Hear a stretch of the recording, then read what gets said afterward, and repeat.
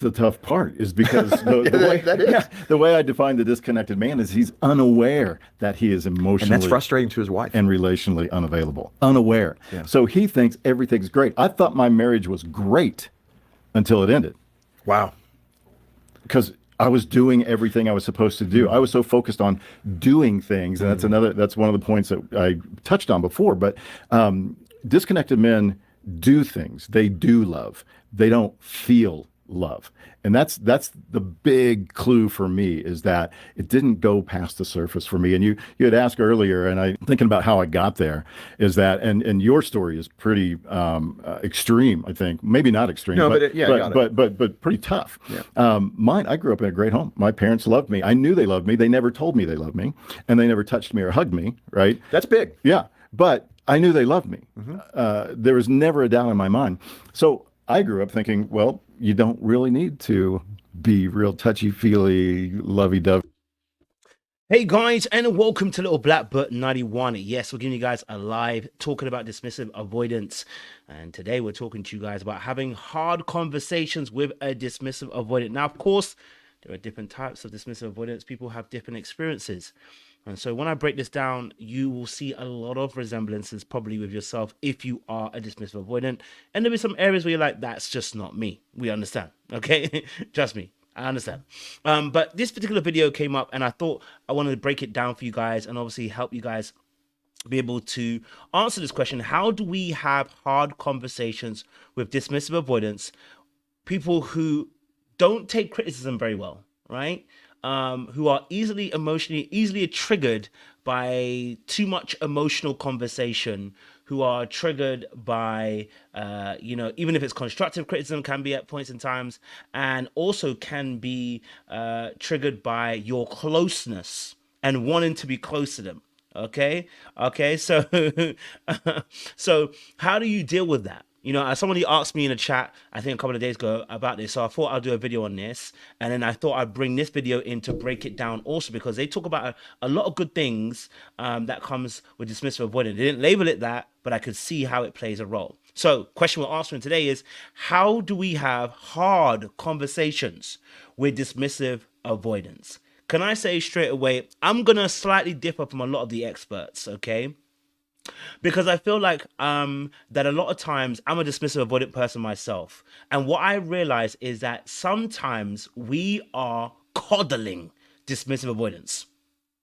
And I mean coddling, okay? Listen, a part of life, there has to be some form of being able to have a hard conversation.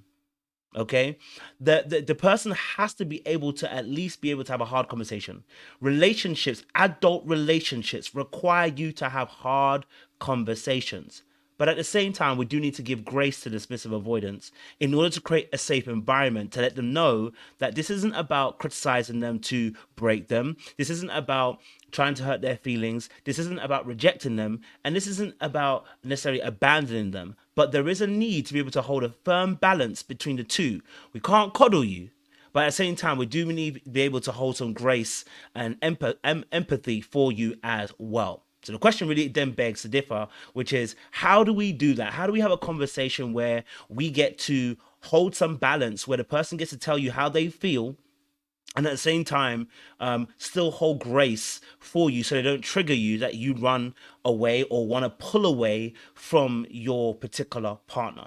We're going to break it down in this particular video, but I've got to go all the way back and be able to, we got to break it all the way down to make you understand what this aspect is. So first and foremost, like, share, subscribe, click on that bell button for notifications as well. Don't change that channel, okay? Make sure you're liking, you're sharing, you're subscribing, okay? Get your pen and paper out, because we're going to break it all the way down for you guys, okay?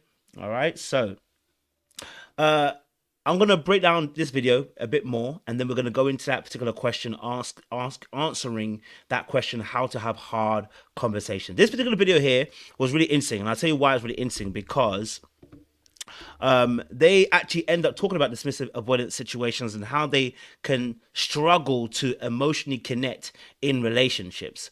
And you heard him say, obviously, that he was in a marriage, but didn't know the marriage was, he didn't realize the marriage was bad because he was not emotionally connected. Okay, all right. And so this is why I'm saying to you that we can't coddle dismissive avoidance. I'm one of them.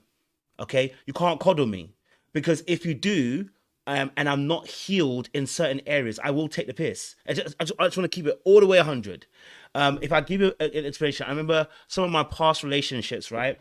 I remember one of my past relationships, I used to need space, right? And I would take 2-3 days of space. That is outrageous. I am so sorry. It's egregious and it's outrageous. And there is literally, and of course, if my partner was a bit more softer, maybe I wouldn't have been that way. But the reality of the situation is, you should never be taking 2 to 3 days. I'm sorry, it's not acceptable behavior. And when we start trying to make excuses, oh, that's why they do what they do, or just love the person more. I'm sorry, there is no loving a person more, because we're in a relationship. So you can't take 2 to 3 days to try and say, I'm gonna take space, and you don't hear from me for 2 to 3 days. That's what I was doing. Okay, in some aspects, it became, I was stonewalling, and I was, in some of it, actually becoming emotionally abusive, because when you distance yourself from your partner that many times and say you just got to deal with it and you just got to be okay with it. Now, I had my reasons. Don't get it twisted. My reasons was I felt like we weren't mentally connecting. I felt like I wasn't stimulated, so I kept on distancing myself. But why wasn't I able to communicate that? Now, I was young, I was naive, of course, but the reality of the situation is I have to be accountable. And I think that's one thing that I don't really hear as much when it comes to talking about dismissive avoidance. Whenever I hear experts talk about dismissive avoidance, I always hear that, come with empathy, and I'm like, at a point, you're gonna have to, at a point, this person's going to take the piss out of you, right? So we can be as positive as we want to be. Okay, all right, we can be as positive as we want to be, but you are going to have to exhibit some boundaries with dismissive avoidance, because when you do that whole every time empathy, they will take the string, pull the string, make it longer.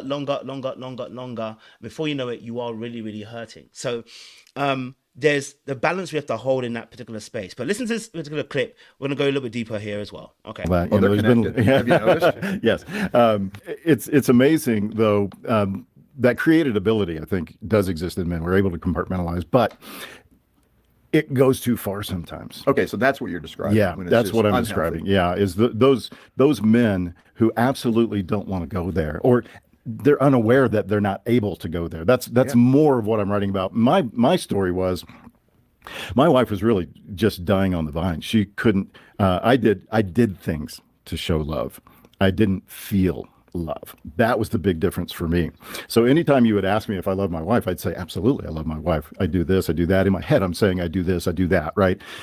But if she ever tried to connect with me on an emotional level about something important, kids, her own heart, that sort of thing, it was a blank stare. There was nothing inside me that could connect with that. Yeah, you look puzzled. Now let's pause it right here. Okay, I want you to imagine.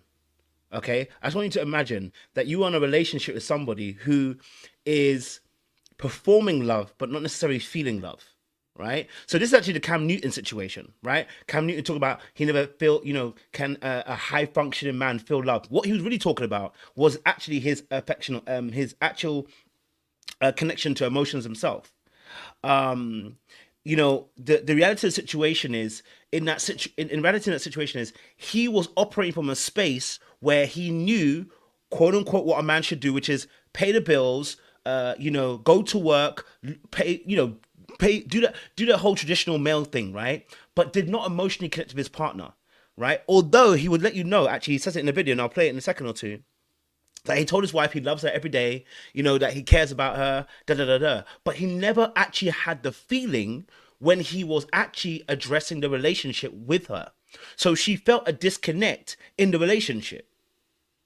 So although he was present, and although he was present physically, and although he was performing his duties, thinking he was doing love, he was missing the emotional component.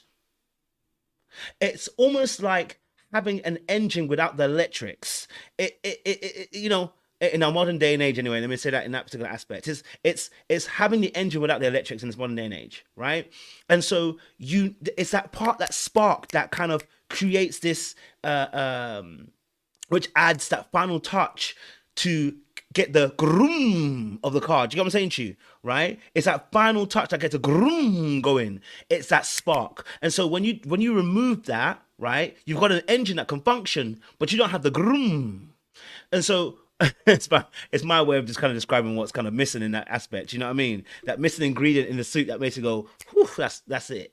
And so he's describing here that he was thinking that he was quote unquote loving, but not realizing that his partner was at a distance to them because he never actually emotionally fully connected with their person. Never did, right? Because because of the way he didn't actually do emotions. Okay, so if we're gonna listen a bit more, and you'll hear him say again. Yeah, I did. And we had a counselor that put it this way. He said, a woman wants to look in your eyes and see her reflection. Yeah. Oh, wow. That's And a good statement. yeah, and she never saw that. Yeah. Because I just Okay. so I could survive. For And the she most was part. the one a moment ago you were talking about who Yeah. struggled with Yeah. your lack of connection, Yeah, right? eventually, it was too much for her. She couldn't live with it. Just that space of that lack of emotional connection. Yeah, lack of any feeling of love, or she didn't feel needed, that sort of thing. Lots of things came out in the end. But anyway, we met for coffee, and Matt. And so this not being needed, if you remember my interview on Dear Future Wifey, I spoke about this. I spoke about this on Dear Future Wifey, which is, I said to one of my girlfriends, I said, I don't need you.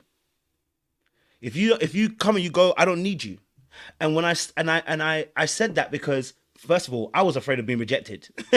I was afraid of being rejected. So I said that in that moment because that's how I felt, because I wanted to be able to protect myself, a self-defense mechanism. Now, I can't lie to you. Listen, at that age, in that relationship, I was a terrorist. It's that pure and simple. In that relationship, I was a pure terrorist. And see, if somebody had told me at that age that, oh my gosh, can I be honest? Can I be honest? That I thought I was a good partner. I did think I was a good partner because there was other aspects of my behavior that I thought was very good. I was very supportive, you know what I mean? Like, if you need to talk, I'm there to talk. I've got a good ear, you know what I'm saying to you? But the actual emotional component of that relationship, I was a terrorist. Not because I didn't want them to share their emotions, but rather because I wasn't in tune with my own emotions. And so, instead of actually addressing that, right, I'll go and avoid for 2-3 days. Right? I just, you're doing too much. Or, I would then complain during, especially after, listen, my thing was after sex, I feel so bad. I'll be like, the Lord is not leading me. You know what I'm saying to you? Then I'll create more distance. I was a terrorist. But you couldn't tell me nothing at that age. At that age, I'd have been like, no, I was a good partner. No. Let's be honest. I was a terrorist at that point. And see, and someone needs to call me out. The reality of the situation is a lot of us needed to be called out. I wasn't called out. Now, I remember one of my friends called me out at the time. She did call me at the time. She said, you know what? How can you go 2 or 3 days without talking to your partner? That's mad. She said, if I was with you, I would tell you a new one. And I said, nah, I just need that space. I thought it was normal for me to take 2 to 3 days of space. This is why I'm saying to you that when you don't call out certain behaviors and go, we're going to just be empathizing so much with your behavior, you are going to cause carnage, and you're going to cause a divorce, or you're going to cause a breakup of a relationship. I don't blame her for how she was behaving in the relationship, because I was a terrorist. You know what I mean? I'm sorry. Yeah? But when I was in that situation, I thought I was the one that was the better party. When really and truly, I was terrible. I needed somebody to really call me out. Now, she probably couldn't have called me out. If anything, she should have left the relationship probably earlier. Let's be honest. You know what I'm saying to you? Like, I was a problem. You know what I mean? Now, of course, at the time, if I look at it, I'll be like, no, I wasn't that bad. No. When I look back at it now and I see how far I've come, I'm like, no. I was a domestic terrorist. I'm sorry. What was that? You can't do that, right? I wasn't emotionally connected in the space. I wasn't emotionally connected to the person. And so because of that, and that starts because I'm not emotionally connected to me. I'm not in tune with what I'm feeling. I don't take the time to process my own emotions. I don't take the time to figure out what's going on within me. So when you bring your stuff, I'm like, you're doing too much. It's too heavy. Why are you bringing all your stuff? Sat right across the coffee table from me, and I was normal, jovial, happy guy. Good space, comfortable space. Yeah. You know, I'm normally pretty happy, and to put it lightly, Matt basically took his granite finger and drove it right into my heart. And he What said, were some of the things he said that he really said, Jim, made that impact? he said, Jim, you know what? You don't love me. You don't care about me. Wow. Yeah. Okay. I mean, we'd been friends for 3 or 4 years by this time. And he said, you don't care about me. As a matter of fact, you could walk out that coffee shop door and never contact me again and never probably think of me again and not miss me and go on with your life. Now, he had a best friend who he was friend for 3 or 4 years. Okay. All right. 3 or 4 years he had a friend, and a friend literally called him out and said, you don't love me. Right? You don't. And in that space, he had to take some reflection and some stock. Like I said, a lot of us who are dismissive avoidance, even FAs, I spoke about this yesterday, but because I wanted to focus on dismissive avoidance, even with fearful avoidance, they need to be called out. If you don't call them out, they won't change. Because the reality of the situation is we are comfortable in the space that we're in. We are used to our self-sufficiency. So it is easy for us to flow in our individualism, even in the context of a relationship, right? Now, don't get it twisted. I do need a bit of my space, but if I'm giving you, if I'm getting to a place where I'm not showing you that love and affection, you should be calling me out. But the problem I'm having, and not necessarily having, but I think something that I sometimes see online is that online I see a lot of people saying, give them so much empathy. And I'm like, no, give them empathy, but don't forget you have needs.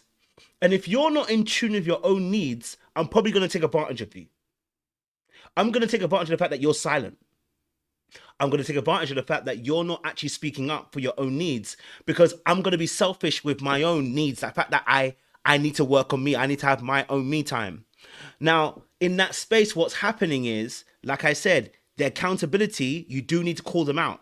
See how his friend called him out and said, listen, you don't love me. Now, of course, maybe not saying that you don't love me, but at least saying to the person, listen, hey, look, I can't lie to you. The last few months, the way you've been behaving, I've been looking at you and I'm saying, I'm not really feeling like you're in tune with me right now. You know, and I'd really love for you to be able to have a conversation with me, right? And let you know that this is, I would want more connection with you. Fine. You know what I'm saying to you? Right? So you do need to be pulled in. And I think that's the part I don't really see online, or if I don't see with experts too much, it's almost like, and that's why I feel like people do say they're coddling. Okay, I do feel that's why people say that with avoidance, they feel like they're coddling avoidance. It's because they are coddling avoidance. I'm sorry to say it. I'm sorry to say it, and I'm one of them. Like I know what we're being coddled, right? Let me give you an example. What I mean by this, okay? Shout out to this friend, and I know I'm going to be very honest and frank. So I had a friend, and she is amazing. I can't lie to you. When we talk here, the vibe is just like we're intellectuals. We are brains, intellectuals, yeah. But she told me, she was like, listen, she wants better communication for myself and better conversation, yeah. Like in terms of me being more consistent, because I tend to kind of drift, yeah. And when she said it, I was like, yeah, sure. Somehow, some way, I found myself drifting again, and maybe like a week or two will go past, I ain't really messaged her. It's not personal, but now you've not heard from me for a week or two. So she gives me grace. She calls me and says, hey, how you doing? And I really appreciate the grace. I really want you to listen to the story, guys. By the way, guys, listen. I give her grace. She gave me grace, sorry. And okay, cool. All right. I hear it. All right, cool. It happens again. It's not that I don't like her or anything. I love this girl. Like, she's amazing. It happens again. Like, damn. Then a third time it happens. She gave me grace again. It happened a third time. I'm like, yo, It's getting a bit peak. So now it gets to the fourth time. I'm like, yo, no. This time she's like, listen, I can't lie to you. In fact, she doesn't even reply to my message. She doesn't even reply to my message. And you know what I said? I am not going to chase you because you deserve better than that. I've got to be accountable. The truth of the matter is, I've only got a limited capacity of the amount of people I can actually interact with on a regular basis. Right? The truth of the matter is, she wasn't priority. We shouldn't see, this is the part where people start coddling stuff, and I don't like coddling. Me, I'm not going to coddle myself. I will keep it absolutely real. The person, I have a limited bandwidth. And if I don't stop pretending like I don't have a limited bandwidth, I cannot talk to you every day because I have a limited bandwidth. I can only do that with one or two people. Once I've reached my one or two people, I can't do any more than that. I thought I could open myself up more. I thought I could open myself up more and be able to have more of those people that I can talk to on a regular basis. Here's the truth, I can't do it. It's not personal. But the reality of the situation is, okay, I have a limited capacity for that.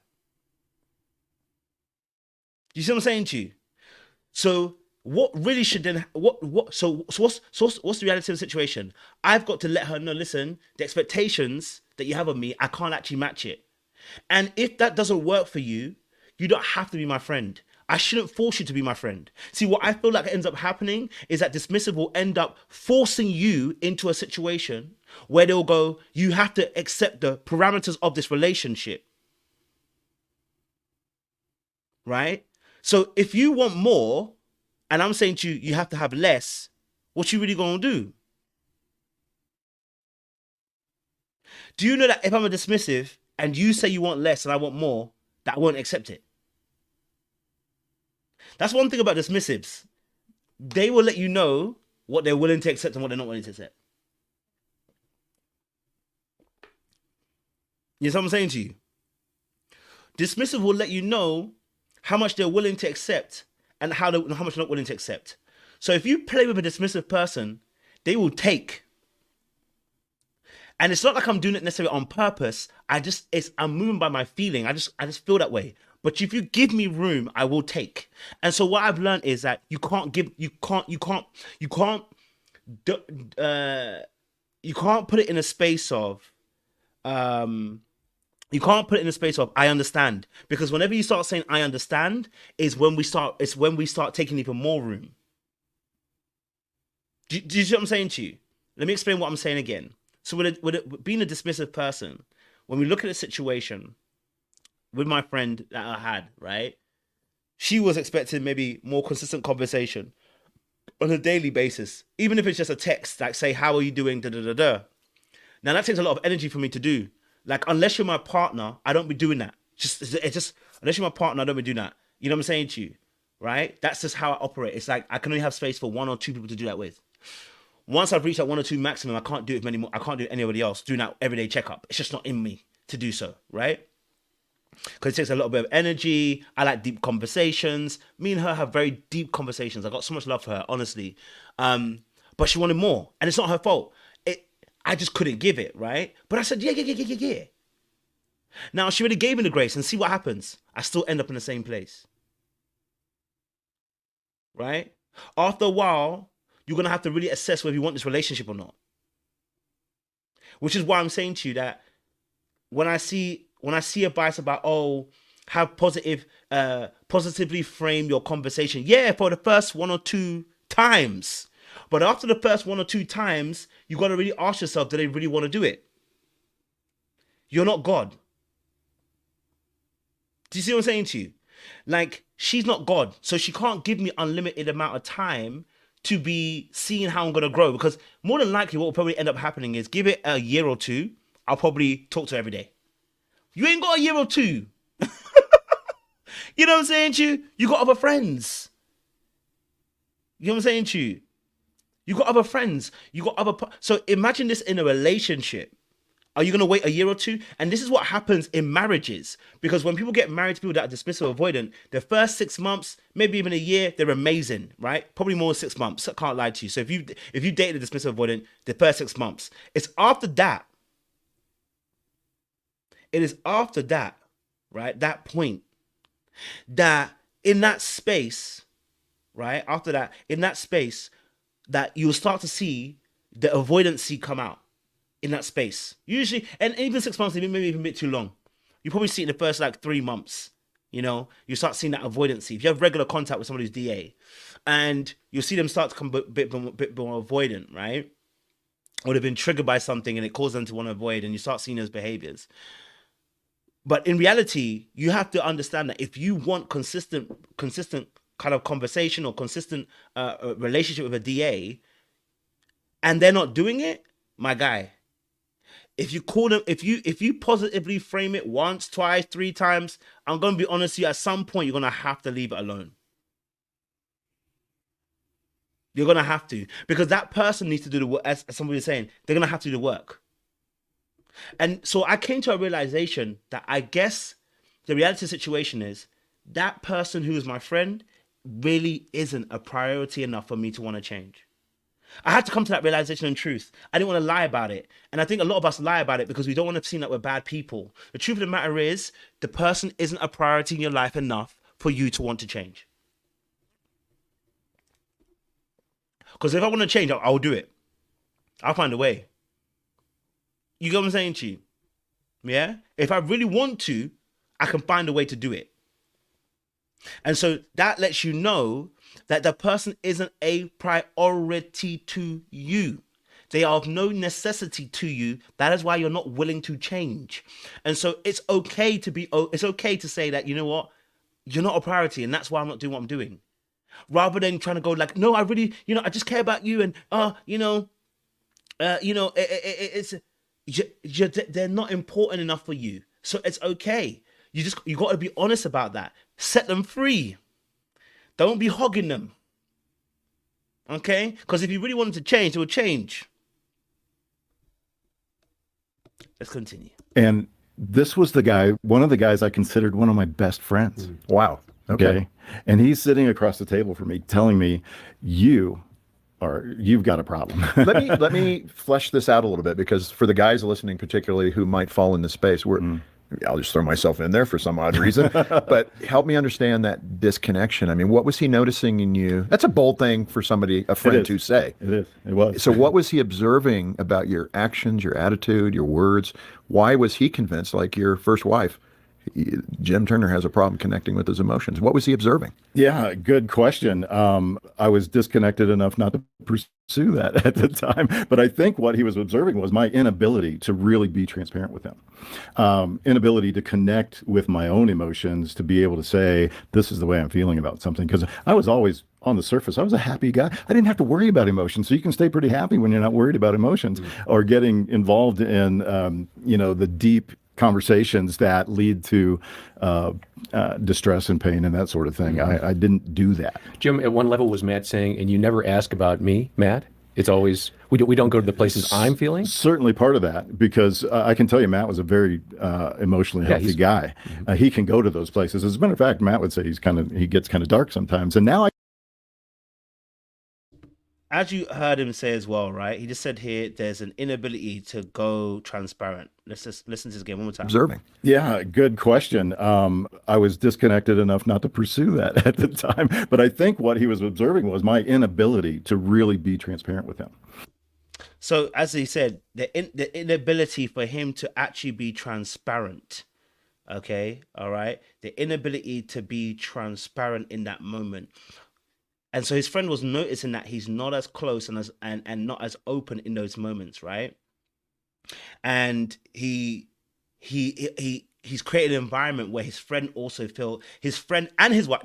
You have to deep what's happening here, right? The reason why I'm saying this is because the importance of this, to understand this, it is not funny.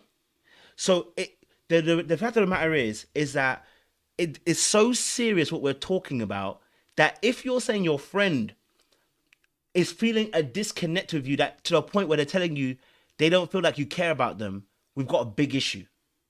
But then in this issue, we're talking about even his wife, that he lost his wife, So imagine you were married for was he married for like 10 or something years? I don't know how long he was married for, right? And your wife also suffered. So the reason why I'm being so hot on it is because I remember my behavior when I was younger. Right? I remember it. And I said I was never ready for marriage. I thought I was. I was not ready for marriage. If I had been married, I would have been divorced by now. Right?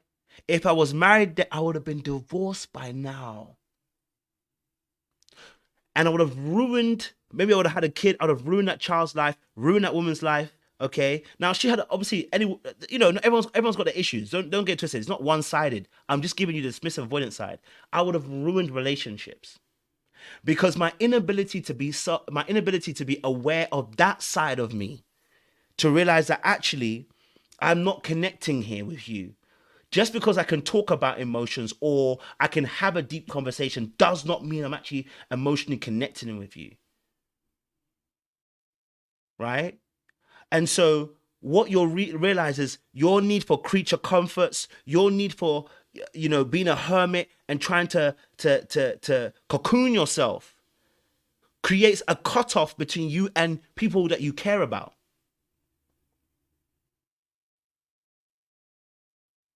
Do you know what I'm saying to you? I'm now 33, so it's like a completely different mindset that I have now than I do then. You understand? So as he's explaining that the gravity of what we're talking about is huge. You will ruin generations because you're not fixing a part of you. And the reality of the situation also too is it's a blind spot, but also at the same time, people as well are not willing to do the work at times because people are not calling them out. And when people do call you out, you obviously then try to be defensive about the situation, of course, but you'll find out when you're divorced. I don't want that to be anybody's case. You see what I'm saying to you? I don't want it to be anybody's relationship. I don't want you, okay, to be in that space.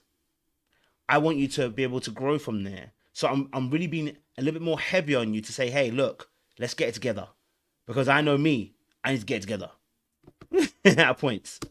Inability to connect with my own emotions, to be able to say, this is the way I'm feeling about something. Because I was always on the surface, I was a happy guy. I didn't have to worry about emotions. So you can stay pretty happy when you're not worried about emotions or getting involved in, the deep conversations that lead to as real. I couldn't weep with you. I couldn't be the kind of guy that could come alongside you and really share in a great triumph or a really low time. Yeah, let me ask you. Now, I want you to pay attention to what's going to happen this next here, yeah? I want you to listen to this next part as well. This next part is going to be really interesting because this part, the gentleman beside him, I said his wife might be suffering because I want you to listen to what he's going to say. Okay, I want you to listen to the background he's about to bring. Okay, the background he's going to bring. Okay, so I want you to just pay attention to what's happening because he's about to say something that is going to be really crucial. Okay, listen to this. In that context, then, were there things that happened to you? I mean, listen, vulnerability pays off here. So yes. For me, being an orphan kid, my brother's story, my story, probably. It was. You had to cope. I mean, there's no options. Yeah. Mom died at 9, dad's gone. Mm-hmm. I'm back with him for a year. Then he dies when I was 11. Mm-hmm. I'm living with my brother. And so for me, there's a coping mechanism there that I feel good when I'm on the move, moving towards something. I don't really like sitting in my pain. I process that as a good thing. As a Christian thing. I don't have to sit here in my fear, my overload. Yeah. I don't think Jean would see it that way. She wants to grieve with me. Yeah. I don't like grieving. Mm-hmm. Now listen to what he just said here, right? Listen to the background of what he said. Okay? Listen to the background of what he said. What he said was, hey, you know what? I grew up in a place, where I lost my mom, he's lost his dad, and basically from a very young age, from about 11 years old, he had to take care of himself in a sense, right? That creates this armor of self-sufficiency that you need to have. This is part of dismissive avoidance is that there's been emotional neglect. Whether the parents have passed, unfortunately, so there is no taking care of him. Okay. And so in that space, he's had to learn how to survive, which I totally understand. You know what I mean? And I'm with you, El Cid. I don't like grieving. It don't feel good. You know what I mean? I don't like it at all, if I'm honest with you, right? I'm learning to do better. I'm learning to be better in that space now because you need to be. I need to learn how to do it.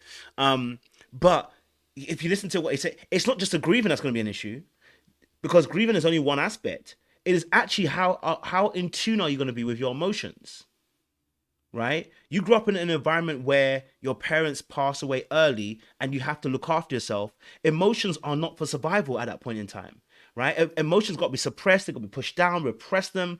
They're not as important. And so what's really, so instead of dealing with the pain, because in that moment, we don't have the tools.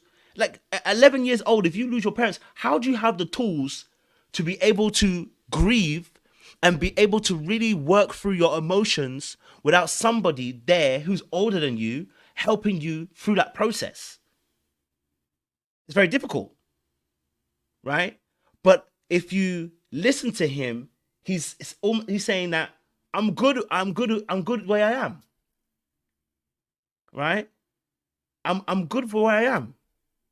And the I am good where I am is where there's gonna end up becoming a disconnect, because the inability to be able to process our emotions effectively and be able to actually unpack and unravel some of those emotions is where you'll end up actually missing this, okay? And then you'll end up not emotionally connecting with people.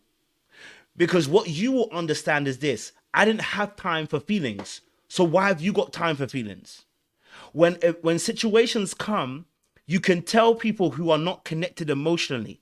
Do you know how you know? Because the first thing they do when you talk to them about your issue is they've got a solution waiting for you at the door. Okay? You know people who are not emotionally connected because when you tell them your problems, the first thing they do is, you haven't even finished. The first thing they do is they've got a solution waiting for you at the door.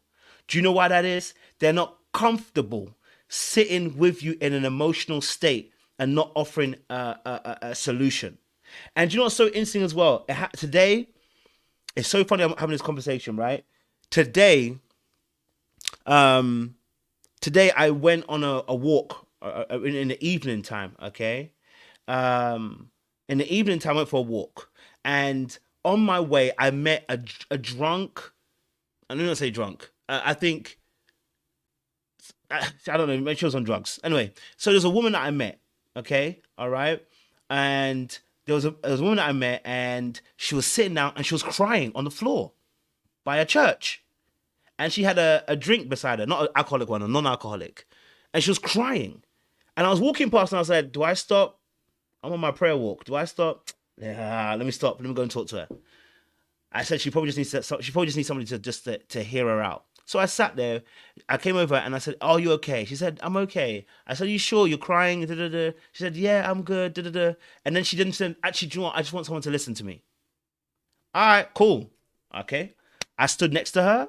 You know what I'm saying to you? And I heard her out for a good half an hour. Now, it got to about half an hour and I said, hey, what can I give this lady? Because you know what? I've listened to you for half an hour. You're telling me your life is upside down. Da, da, da, da, da, da, da. And all I kept on hearing was, what solution can I give to this person? What solution can I give to them? Maybe I pray for them and let Jesus enter them. Or, maybe I can tell them. And because I was hearing all the problems that she was listing, I was hearing all the solutions that she could start working on. I was like, sis, they're taking advantage of you because you don't have good boundaries. Okay? And I remember I said, listen, if you read a book of boundaries, and I know that, and her response was, yeah, I know, but da-da-da. And all I said was, Kojo, stop. Stop. Stop. Stop. And the reason why I had to stop in that moment was because I realized that I was doing it again. I was failing to connect with her in that immediate moment. This woman was in pain. Now I listened. Don't get it twisted. Many of us will lissisten. Many dismissive avoidants will listen. But it gets to a certain point, we get uncomfortable because what we feel is that you're wallowing in pity. And it's because that is the way that we see ourselves. Whew, let's talk about it. The dismissive avoidant will end up struggling at the end of that conversation because they need to give a solution. In fact, it's not dismissive avoidance. Even fearful avoidance will do this when they are not emotionally connected. They will also do this. Okay? That they will bring a solution in that situation instead of just being able to sit with some of those negative emotions. In my head, when I was listening to her, I'm even praying. I'm like, God, what do I even say? What do I even do? Not realizing that, bro, what about just shutting up and just listening to her and just not doing anything? How? What about if she wanted a solution, she'll ask you for one. How about it? If she wanted a solution, and you know what the funny thing was? I was telling myself this. I was telling to myself, as she was talking, I was telling myself, if she wants a solution, she'll ask for one. And yet, I still couldn't help myself at the very end of the conversation to be like, you need to read the book of boundaries, man. Your life will be better because when you get boundaries, people can't take advantage of you. Did she ask you for a solution? She didn't. She didn't ask you for one. And that's when I realized, whoa, there's still some work I need to do. I emotionally disconnected in that immediate point. I spoke for half an hour. I could have said at the end of it, I really appreciate it. I really appreciate it. You know what? I gotta go. My time is up. I hope I've been able to hear you out, and gone about my business. No, I couldn't leave without at least praying or saying something for her. Okay? I couldn't. You know what I'm saying to you? I couldn't leave there without saying, my friend, maybe you don't know. Maybe you don't know. Maybe I should give this advice you don't know. Oftentimes, dismissive people, in fact, avoidant people in general, give unsolicited advice. Okay? All right? Unsolicited advice. And it's really not about them. It's actually about you. Okay? All right? It's not about them. It's about you. You're uncomfortable. You feel uncomfortable with just being able to sit there and listen, and there is no other solution apart from just shutting up and listening. Right? Just shutting up and listening. I'm a problem. I said, no. Well, that's what I was like, after I said, she didn't ask for one. So why did you give her a solution? She didn't ask for one. You get what I'm saying to you? Now, this is all going to feed into our second part of this live, when we actually talk about having hard conversations and how it should be addressed. But I thought I'd share that with you guys as well, because I think it's really important that if they haven't asked you for a solution, don't be giving it to them. Just let them be. You know what I'm saying to you? If they then come back to you and say, why didn't you give me a solution? You say, well, you didn't ask for one. I'm not gonna give it to you if you don't ask for it. I don't just impress myself onto people. You know what I'm saying to you? I want to keep moving. That was me. Yeah. Oh, good. Thank you for that diagnosis. Yeah. Well, but I mean, for me, it puts me in this like constant problem now about, okay, am I being healthy by moving on and being kind of joyful and happy? That's a fruit of the spirit. Isn't joy part of the spirit? Yeah. And am I wrong for doing that? Or do I need to sit back here and kind of be contemplative and go, wow, I had a bummer of a childhood. Yeah. I want to cry about that for a while. I don't think we wallow in the things that happened in the past. Now, if you listen to the way that the gentleman just broke that down by saying, wow, am I going to wallow in my childhood? That's when you know that he hasn't dealt with his childhood. You know? That's how I know he hasn't dealt with a childhood. You get what I'm saying to you? Because when you talk about, am I going to wallow in my childhood? You're basically demeaning your childhood as being like it's inconsequential. But it's not inconsequential. Your childhood is actually a part of your present day. Like a tree and its roots, okay, are important. You don't dismiss the roots and be like, well, it's just the roots. Don't worry about it. Let's deal with the branches. If the tree at the fundamental level above the ground is unhealthy, it's because the roots are unhealthy. But sometimes we don't even see that the tree's unhealthy, right?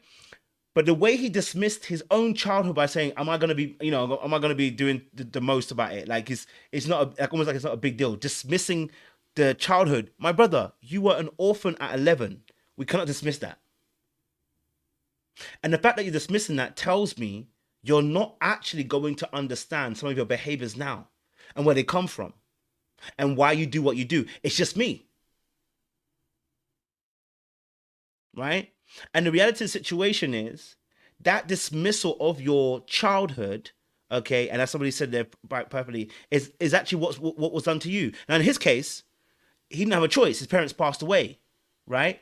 But in that aspect, right, there is a need, not necessarily to, and it's about reframing what we're doing. We are not wallowing. We are understanding that there is time that's needed to be able to process what happened to you. We're not wallowing. There's a need for reframing. We are not wallowing in the childhood and what happened to us. We are processing, because you didn't process when you were a kid, right? So when I'm coaching a lot of people, when I'm coaching my clients and stuff like that, okay, when I'm coaching my clients, what I get them to do, okay, oftentimes is begin to actually process what happened to them in their childhood. A lot of us do the exact same thing. We'll describe it like, okay, my child, they'll do it very factual. As a dismissive avoidant, we're very factual. We rationalize our emotions and intellectualize our emotions. Okay, all right. So what will end up happening is we'll be like, yeah, you know, obviously I didn't get on with my dad. Yeah, my mom was there, but she didn't really treat me that well. It is what it is. You know, I didn't went to school. I got friends, but I let them know. Obviously, yes, I got bullied, but also I stood up for myself. Eventually, I let them know that's not what it is. Blah blah blah blah. And then at the end, they're like, "Yeah, that's what happened in my upbringing," and I'll be like,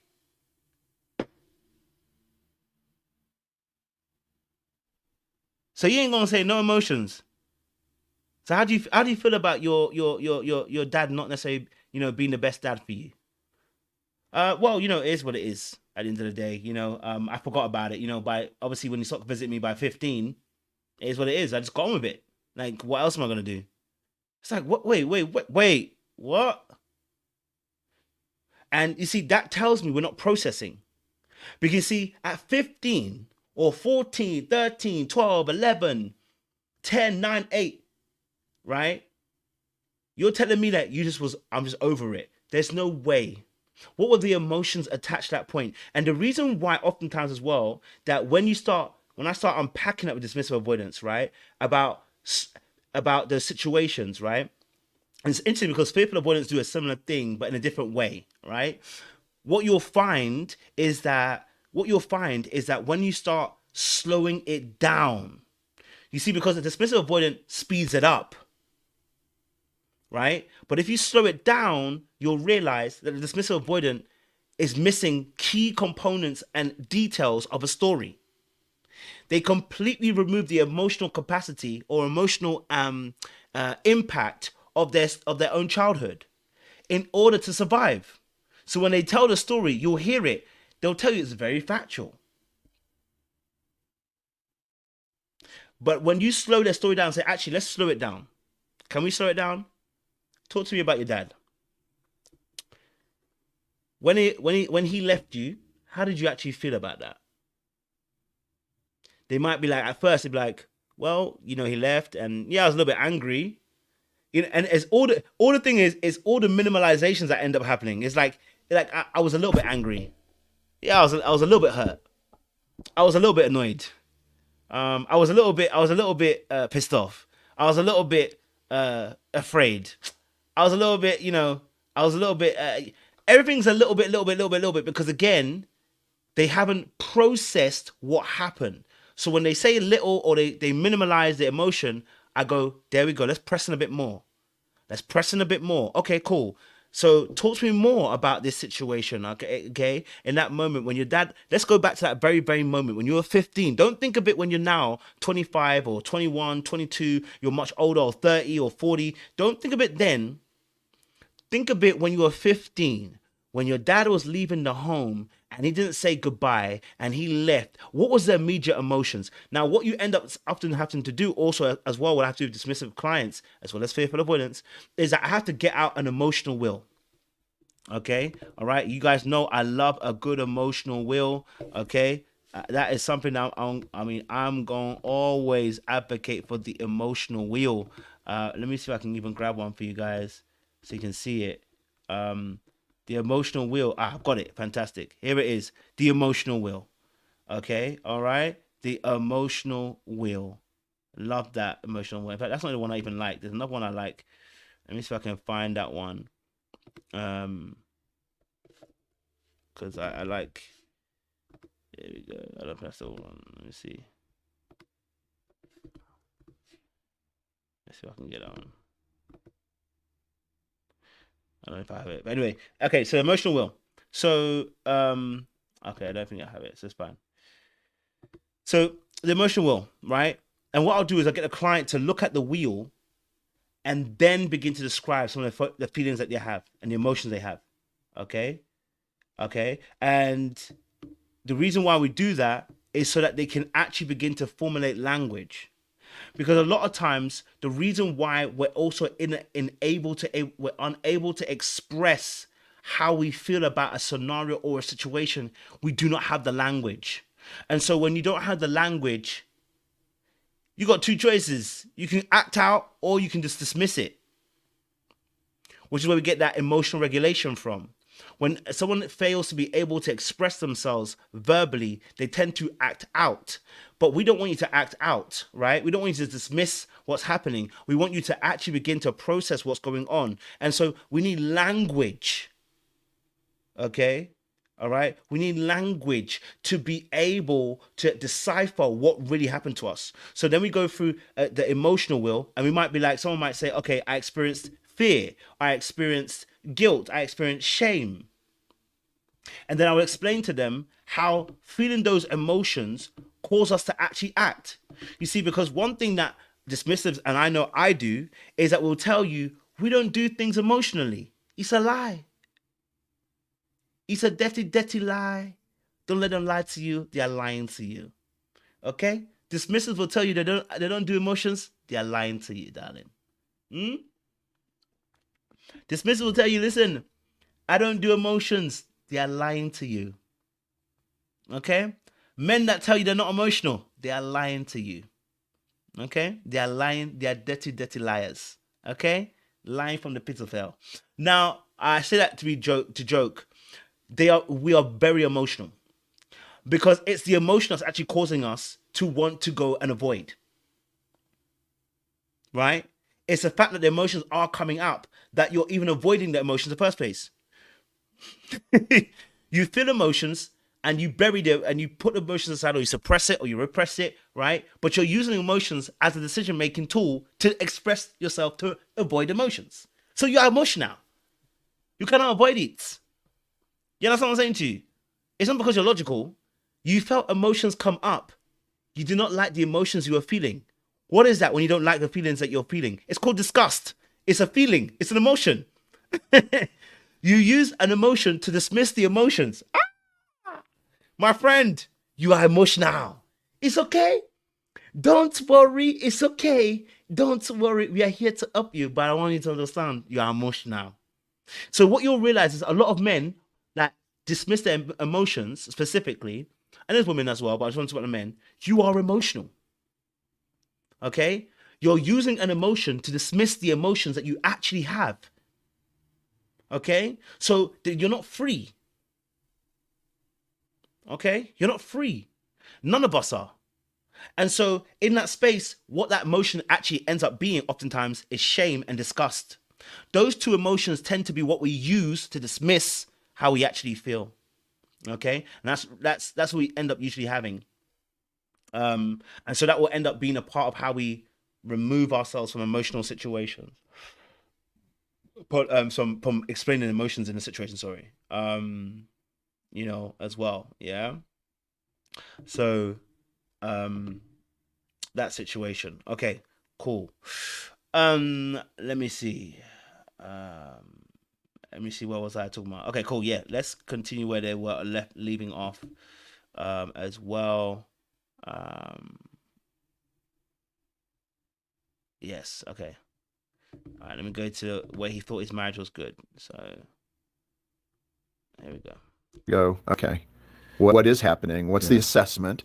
In that regard, when it comes to that husband and wife connection and communication, especially if a man's feeling like he's connecting, but the wife does not, how do you do that assessment? Well, that's the tough part, is because the way I define the disconnected man is he's unaware that he is emotionally And that's frustrating to his wife. and relationally unavailable. Unaware. Yeah. So he thinks everything's great. I thought my marriage was great until it ended, Wow.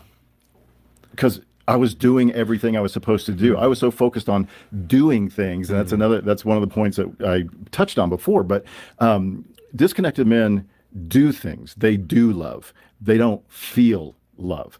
And that's the big clue for me, is that it didn't go past the surface for me. And you had asked earlier, and I thinking about how I got there, is that, and your story is pretty extreme, I think. Maybe not extreme, No, but but pretty tough. Yeah. Mine, I grew up in a great home. My parents loved me. I knew they loved me. They never told me they loved me, and they never touched me or hugged me, right? That's big. Yeah, but I knew they loved me.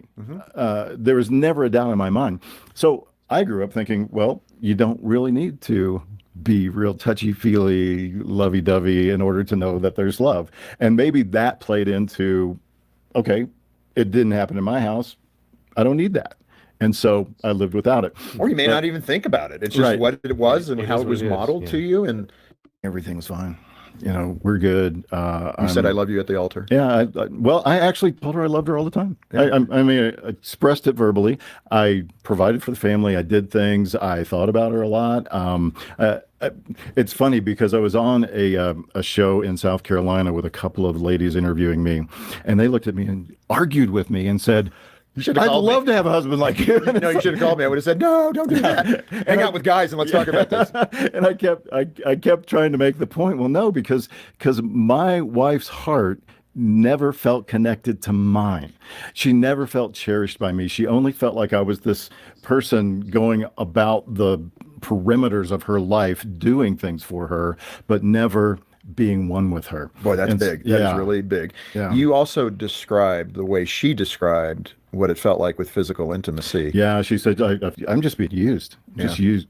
And so when that came out, I was devastated. I couldn't grasp that. And that's one of the things where I say in the book that men have to feel their wives' pain in order to get past disconnectedness to connectedness. That's a big statement. I mean, it is a jaw-dropping moment for you, I'm sure. And unfortunately, it came very late in your marriage to her. Well, So it came at the obviously you end. didn't have the time to. At the very end. You also described in the book something called. Now, you see what happened there? This is why I feel like sometimes the advice about avoidance is dangerous.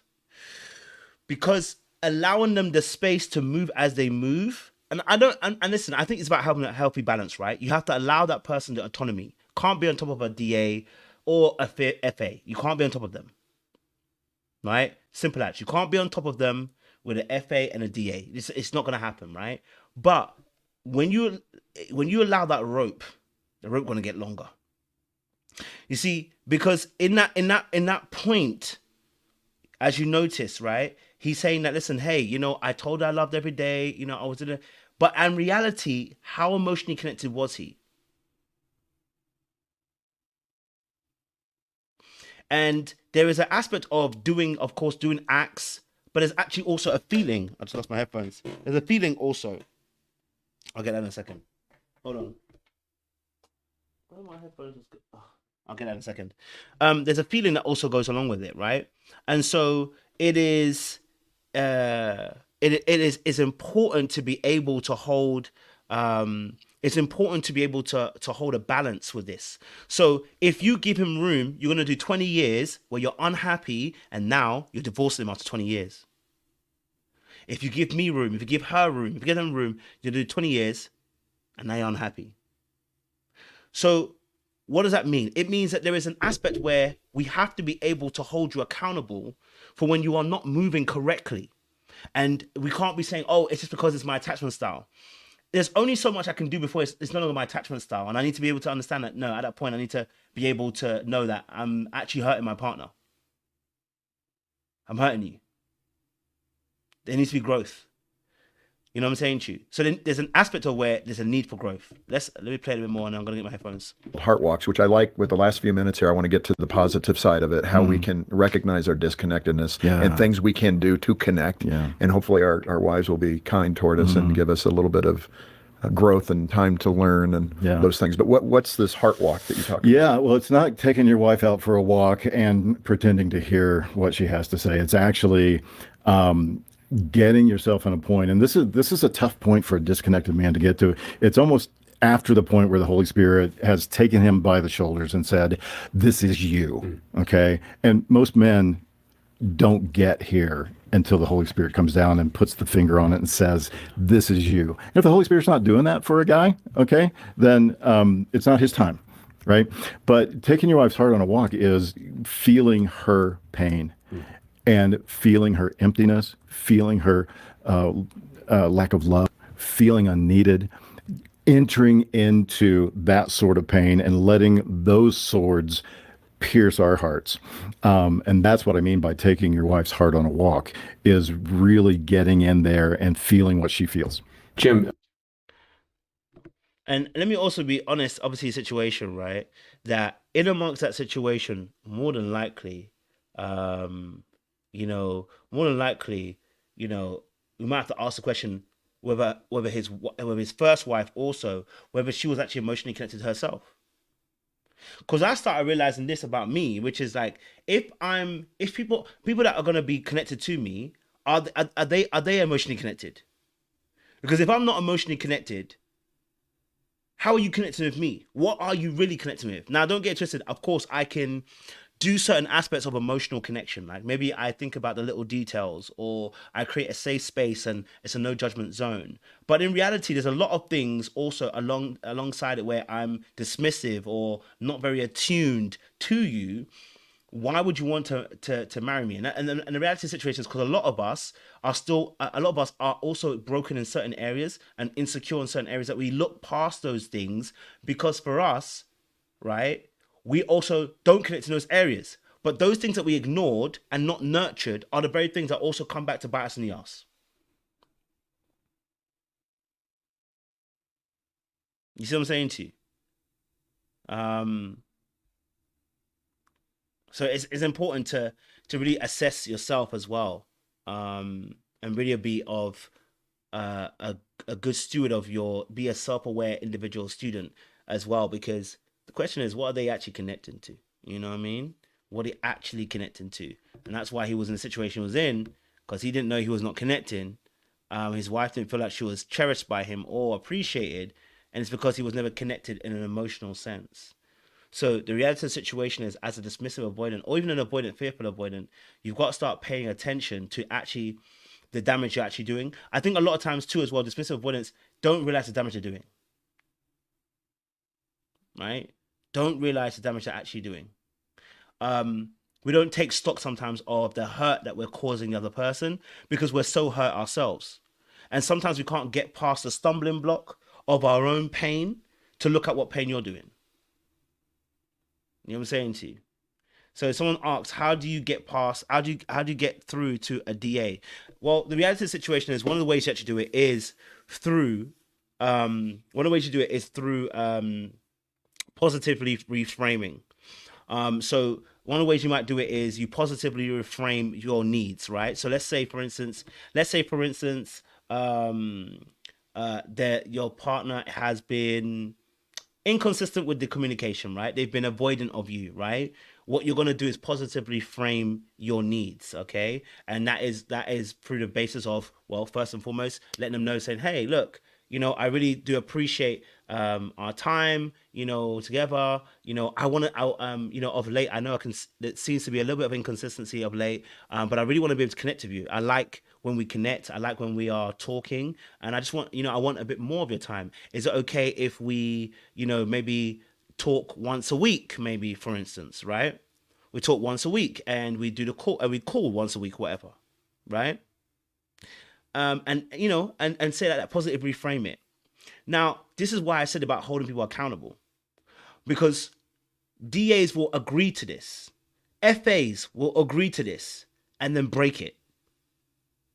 So my thing is, how many times do you want to, and this is why I said about being very careful, because I'm one of those people. I'm telling you this to warn you, because there has to be you have to have a two-sided prong. It cannot be that everybody's saved. Not everybody can be saved. Some people need to be let go. They are not ready for a relationship. They need to be gone. I was one of those people. Okay? I was one of those people that need to be gone. So we positively frame the conversation, right? And I'm going to give you a schematic to do that, right? And I'll go deeper in a second or two. But positive reframing just means, like, just kind of be like, hey, look, I really want more of your time. I want to have more conversation with you, and, I'd like to talk once a week, right? And that's the big thing. Elson said it, yeah, they're absolutely right. Specifics are important for DAs, okay? I'm going to break it all the way down, okay? I'm going to break it down for you, okay? So, yeah, so it needs to be positively framed for them, right? Because they don't like criticism. But we're going to get there in a second. I don't want to go ahead of myself, and I'm going to break it all the way down for you guys in a real one, right? But yeah, it needs to be positively framed for the person so they can actually be able to take it on board and not feel like they're being criticized personally. That's one way to do it in that sense as well, right? And so, that's an important part. But like I said, the other aspect of that is, if you are doing that, you're gonna have to have some boundaries too, right? Because if you tell me that, and then I do it once, but then I stop doing it, and you let me know again, and I stop doing it again, and I let you know, at some point you're gonna have to let me know, coach. I'm gonna have to cut you loose. I'm gonna have to cut you loose, because you agreed to something, you ain't doing it. That's boundaries. That's consequence of action. It's not punishment. You see what I'm saying to you? It's consequence of action. You're realizing that you can't actually fulfill the promises that you've made, and I appreciate that, but I may need to. Okay, right? So that's another aspect as well. Okay, let's get into some let's get into let me break down the actual topic we want to talk to today, because I want to ever get into having hard conversations with a fearful avoidant. I'm gonna take that off the screen now because we don't need that anymore. So having a hard conversation with a DA. Again, if you're joining us, make sure you guys like, share, subscribe, click on that bell button for notification of uploads. This is a Little Black Book, your favorite dating and relationship coach. We are talking about dismissive avoidance specifically, but we also kind of roping the FA into there, the fearful avoidance as well. And we're talking about, how do you have a hard conversation with a fearful avoidant? How do you have a hard conversation with a fearful avoidant or dismissive avoidant, especially dismissive avoidance, because they are prone to being triggered by critical conversations that criticize them, right? How do you have a conversation with that person? If you're dating somebody or in a relationship with them, how do you have that conversation? We're going to answer that question for you now. And what I'm going to do is going to bring my on the screen. I want to let you know something. So again, attachment styles simply is this. It is work done by John Bowlby and Mary Ainsworth, and it simply is this. They were researching and discovering that children, the way they attach to the parent, okay, the way they discuss to the parent is then impacting how they deal with adult relationships. So if the parent was negligent in the emotional sense, oftentimes a child might potentially become a dismissive avoidant or fearful avoidant. Dismissive avoidants grew up in households where their emotions were dismissed, or their needs were not met, or their emotions were dismissed as well, right? And then fearful avoidants usually grew up in very chaotic environments. Maybe the parents were blown hot and cold, or it was an abusive situation. There was nice nasty going on in the household. There was a lot of abandonment, betrayal, rejection. A lot of that stuff was going on in the household, and the child existed in that framework and saw a lot of that behavior, or experienced a lot of that behavior, fearful avoidant. And you got the insecure attachment as well, which is that child probably wasn't the most craziest of environments, actually probably was a decent environment, but maybe the parent didn't have enough time for that child, and so what that child will do will try to earn the affections of that parent. For instance, a parent who was always working, right? Or maybe there was a parent that one parent was angry, the other parent was really good. That can create a little bit of that anxious attachment style. And then you've got the secure attachment. Those people that are anchored, okay, all right. They are not easy. They're not moving off their insecurity. They're not easily swayed when it comes to relationships with other people. They're able to express their needs and their wants without feeling guilty or feeling like they are, doing too much. They're able to also hold good boundaries with you and let you know where they feel like they need more from you. Again, without feeling like the guilt or the shame or the embarrassment comes with that as well. So we're all striving to be more secure. I, as myself, I'm very much striving to be more secure as well. Okay, so that's very important as well. Okay, so I hear you, kindness. Definitely, we've got a lot to work on. Don't worry, I got you. We'll do some work. We'll do some work. And if you are also watching as well, because I know some people are watching silently in the background, we do coaching at the moment. Obviously, I'm not taking any more clients, but I do have some queue jump spaces left. So before the end of I think November, I have some queue jump spaces. So if you want to get some coaching, that's the only spots left. They do cost a fair bit, but let me tell you this now, every bit is worth it. Okay, all right, because we look for speedy turnarounds. All right, anybody who's been my coaching knows we don't have to take 10 lessons or 10 sessions for you to see growth. You should see it in the first 2. That's my promise to you. Like my first 2, you should start seeing growth. You know what I mean? Yeah. All right, cool. All right, cool. How do you have a hard conversation with a dismissive avoidant? How do you have a hard conversation with a dismissive avoidant? Okay, let me just pop my screen, and I want to bring up my screen so you guys can see it as well. Okay. How do we have a hard conversation with dismissive avoidance? Okay, so here we go. All right. Okay, so first things first for me is that you must prepare yourself. That's my first line. My first line is this: prepare yourself. Okay, all right, prepare yourself because you're going into battle. Okay, I joke. But you are going to have to prepare yourself. And here's why you need to prepare yourself before you have a conversation with dismissive avoidant. Okay, you need to assess first and foremost the time and the season you want to have this conversation. All right, because wrong timing can make this blow up in the wrong way.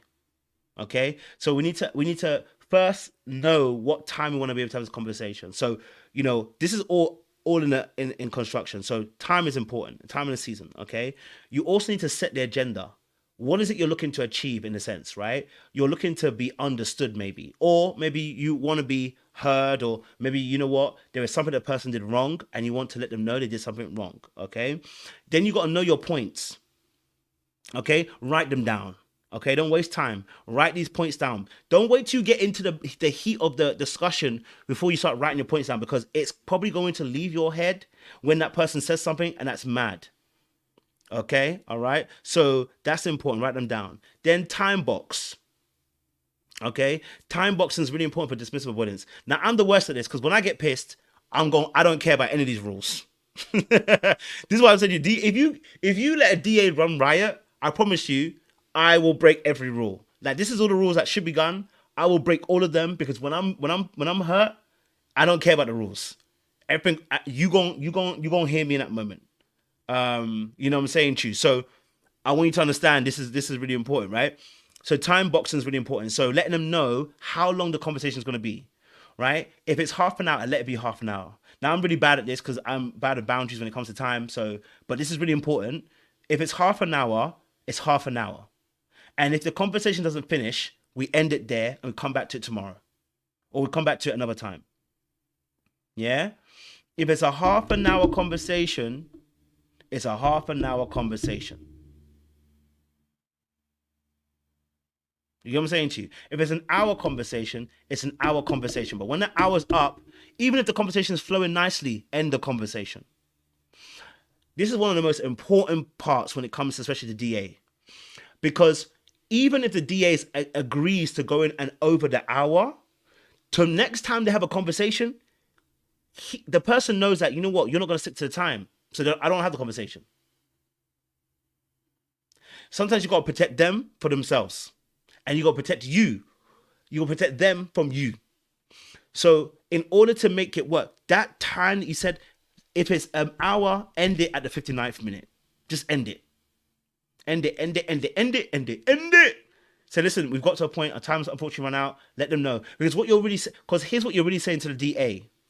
I care about your time and I care about your autonomy. and I care about your independence. So I'm going to honor that by making sure, okay, all right, I'm going to honor that to make sure that, you know what, your boundaries are being met. Because a lot of DAs, especially, don't honor their own boundaries. Fearful avoidance and DAs do the exact same thing, by the way, a lot of times. They don't honor their own boundaries. So the reason why they get pissed off is because we don't actually honor our little boundaries. Not the big ones, the little ones. So for instance, let's say the meeting is an hour long. And I do this all the time, so I'm really bad at this. Let's say the meeting is an hour long and you take it to an hour and a half. They may not say anything at that moment, but now they're like, if they don't like that, they're going to be like, I don't have an hour and a half next time. So I'm going to avoid you now. Now they're avoiding the conversation because they know that you went over the time. Now you thought the conversation was fine, and it was fine. But the reality of the situation is they felt some type of way, but they didn't process it till later on. Right? They had a delayed process. So now they have a delayed process. When they see you, they're trying to avoid you. Rather than be honest about the fact that, hey, the meeting went over an hour last time. You know what? It kind of, made me miss a couple of projects or whatever. I didn't like that.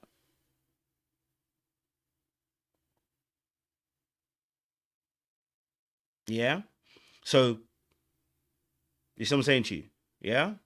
And then this is the final one, rules of engagement. Prepare yourself, because rules of engagement, there needs to be rules of engagement. Okay.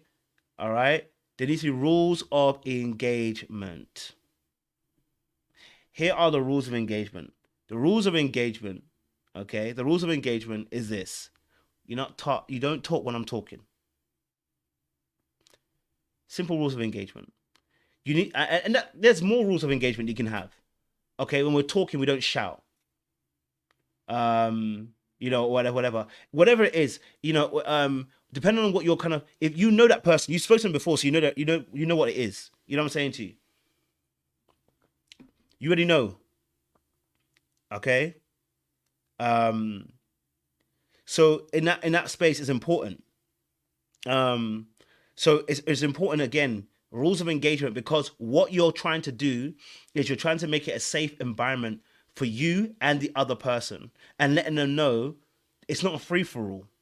First of all, time, what we're going to talk about, because also as well, in that agenda place, right? When you let the person know that agenda is saying, listen, I just want to be able to understood, right? In that agenda, there also needs to be what I call compassion and compliment. Now this part, listen, it is what it is. Compassion, compliment. Okay. What I realized as well from a lot of DAs is that because of the oversensitivity we have to criticism, we need compassion with compliment. So the compliment is the compassion that you're given.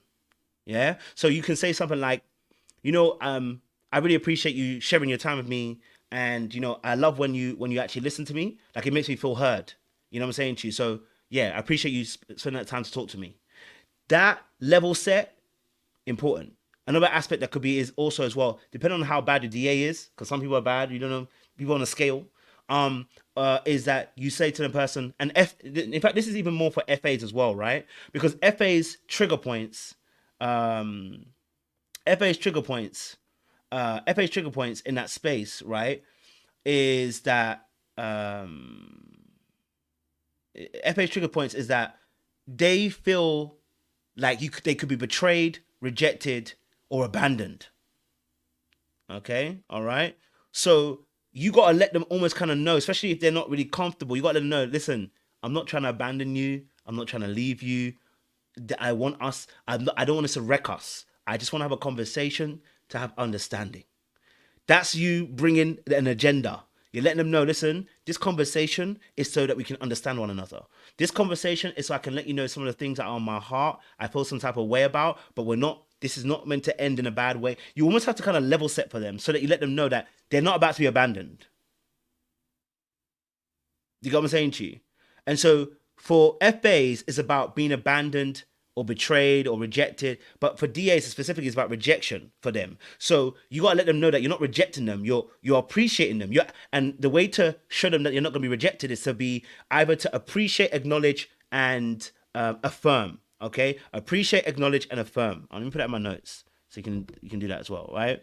Because for DAs, that's what you want to. For DAs, it's equaling appreciation, affirmation, and acknowledgements, right? Because these are where their weak points are. This is what they suffer with, right? And FAs is really about making sure you kind of let them know, you support them, and you got their back, and you ain't leave, and you got their back. You know what I'm saying to you, right? They need to have that support. Okay. Someone said, "Hubby's used those tools on me." He knows the tricks of the trade. He knows the tricks of the trade. And so in that space for the FAs, it's really important for letting them know that you support them and you've got their back. You're not trying to abandon them. For DAs, you have to let them know that you see them. Okay. All right. That you see them. All right. That you see them. Star said it's really insincere to start with a compliment when I'm angry with you, and listen, this is not always going to be the look. There are going to be days where but if you want to have a productive conversation, this is what we're doing. There are going to be days where you're just pissed off. Let's be honest. No one's denying that. There are going to be days where you're pissed off. You know what I mean? Where you're just going to go into it. I understand. I'm not saying it's not going to be every conversation. There's going to be sometimes where you're just pissed off. You just want to go. Okay. I thank you, Elsie, for that. Yeah. So that's understandable. But when we're trying to have productive conversations, we want to actually, have healthy conversations, right? You can still talk about your anger. You can still be angry in these moments. The whole point is you can still be angry, but if your anger gets you to a point where you can't control your anger, okay, right? That you can't control your anger, and I'll put this. Yeah. Thank you. That you can't control your anger, that you can't have a conversation where you're able to let the person know you're angry without it actually starting off this particular way, then it tells us that your anger is overspilling. Right? See, I understand where you're coming from with the anger. I get it. So I'm saying that I understand it. There are going to be times where you're not going to do this, but in a majority of cases, you're going to want to do this because your anger can destroy a relationship rather than actually build it up. The reason why you're angry is because you feel violated. What is the point of going into a conversation super angry and not being understood? You'll just be angry again. Do you see what I'm saying to you? Because the reason why you are actually angry, right, is because you're not being understood. You feel violated. Somebody's broken your boundaries. So I get it. Saying a compliment might not be the easiest thing to do, but the Bible says heap hot coals on your enemy. You know what I'm saying? To show love. The reality of the situation is that what you're saying is not a lie. I'm not telling you to lie. I'm not telling you to say something that's not true. If your partner is a good listener, why can't you say, listen, you're a really good listener, and I really, really appreciate when you hear me out. That's not a lie, it's the truth. So we don't want to say anything that's not true. But in that moment when you're angry, this is not a conversation you have. This breakdown you're having, you can only do this breakdown when you've taken your time. In most cases, anyway. In most cases, when you've taken time out, process how you felt, then come back. This is not a conversation you have when you're angry and you say it in the immediate moment, unless you trained yourself to be able to do this. And that's very difficult. Most of us are not going to get to that place because it's very difficult. Okay?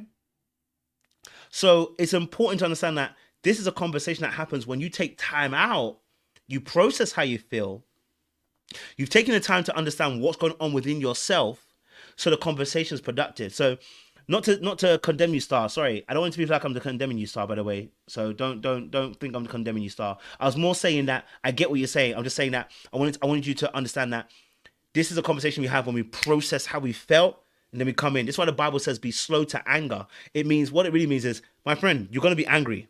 Maybe just take a beat. Because you're going to be like Moses, who's going to hit the rock. Instead of speaking to it, just take a beat. Go and process it. Come and speak about it. You know what I'm saying to you? Yeah? So that's really important as well, okay? So, yes, the FA and DA do different things. So the appreciation, affirmation, acknowledgements, affirm, support, and comfort is what FAs look for, right? And so I didn't really deep this until I did more research and more work, and I'm realizing it, as well. So this is really important as well, right? Okay. Okay. So, and as I said, compassion and compliment is to let them know how you appreciate them. An example, like last time we spoke, I really appreciate how you gave me room to speak. Okay. And so that's a really important aspect. You know, and I'm trying to work on my anger. You know, because I'll be, you know, when I feel it, I can't lie to you, Star. When I feel it, I'm on one. Because again, I'm learning to be better at that. Because you see, when you're learning to actually acknowledge your own emotions, there's a journey you take about knowing how to also be able to address issues. Because I'll be honest with you, when I get angry and I get pissed off, I'm off on one. You know what I'm saying to you? Like, once I'm pissed off, I'm like, I'm gonna call you up. I'm gonna call you up. Because I thought about it for a couple of hours. I've been stewing over it. I'm calling you now. No, I'm not. I don't want to think about the best time to call you. I'm going to call you now, and we're talking about it right now. Right? And that's when I realized there's parts of me that still need to be worked on, because there's a selfishness in me at points. Like and it's because I don't want to sit with that emotion. I don't like sitting with it, because once I've said it, I'm actually cool. So you making me hold that fire in me, okay? I'm holding that fire in my bosom. So when I've got that anger, I'm holding the fire in my bosom. At that point in time, I don't want to hold it. I'm calling you, and I'm having a conversation. But once it's out, I'm good. Once I said what I said, I don't need to cuss you out. I just need to say what I need to say. Once I've said it, I'm good. Damn, I feel better that I said what I said, because I said what I said. Yeah, I feel better. You know what I'm saying to you? I feel better. Now you may not do. Okay, you may not do, but I'm better. You know what I'm saying to you? But that doesn't help the relationship. You know what I'm saying to you? It doesn't help the relationship. Yeah, I'm learning that. You know, I'm learning that. I'm trying to be better. Okay. Now another aspect within, if you're having a hard conversation, okay, if you're having a hard conversation, one of the things that can be done. Hold on. One of the things that can be done. Let me grab some water. Oh, one of the things that can be done when you're having a hard conversation is mastering your own accountability. Okay, so let's say you had an argument with your partner, or let's say there was a moment with your partner, right? Like, there can be gray areas with relationships, right? For instance, let's say I made a joke and said, you got a big nose. Now, but let's say that you were feeling very emotional that day.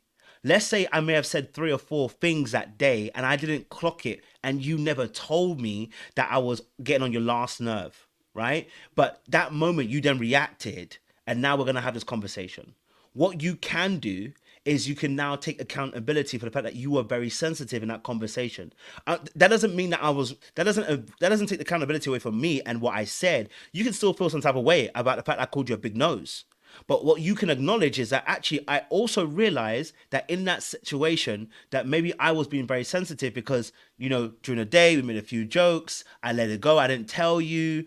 Like, being accountable will help you when it comes to a DA, because a DA, and as Elsa said, they're not mind readers. Also as well, like, if you're not communicating what you actually needed and wanted in that situation, nobody's going to know.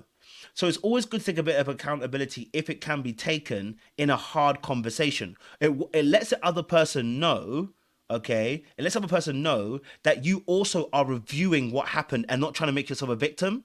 Because one thing DAs do not like is victimhood. They not respond very well with victimhood at all. Okay?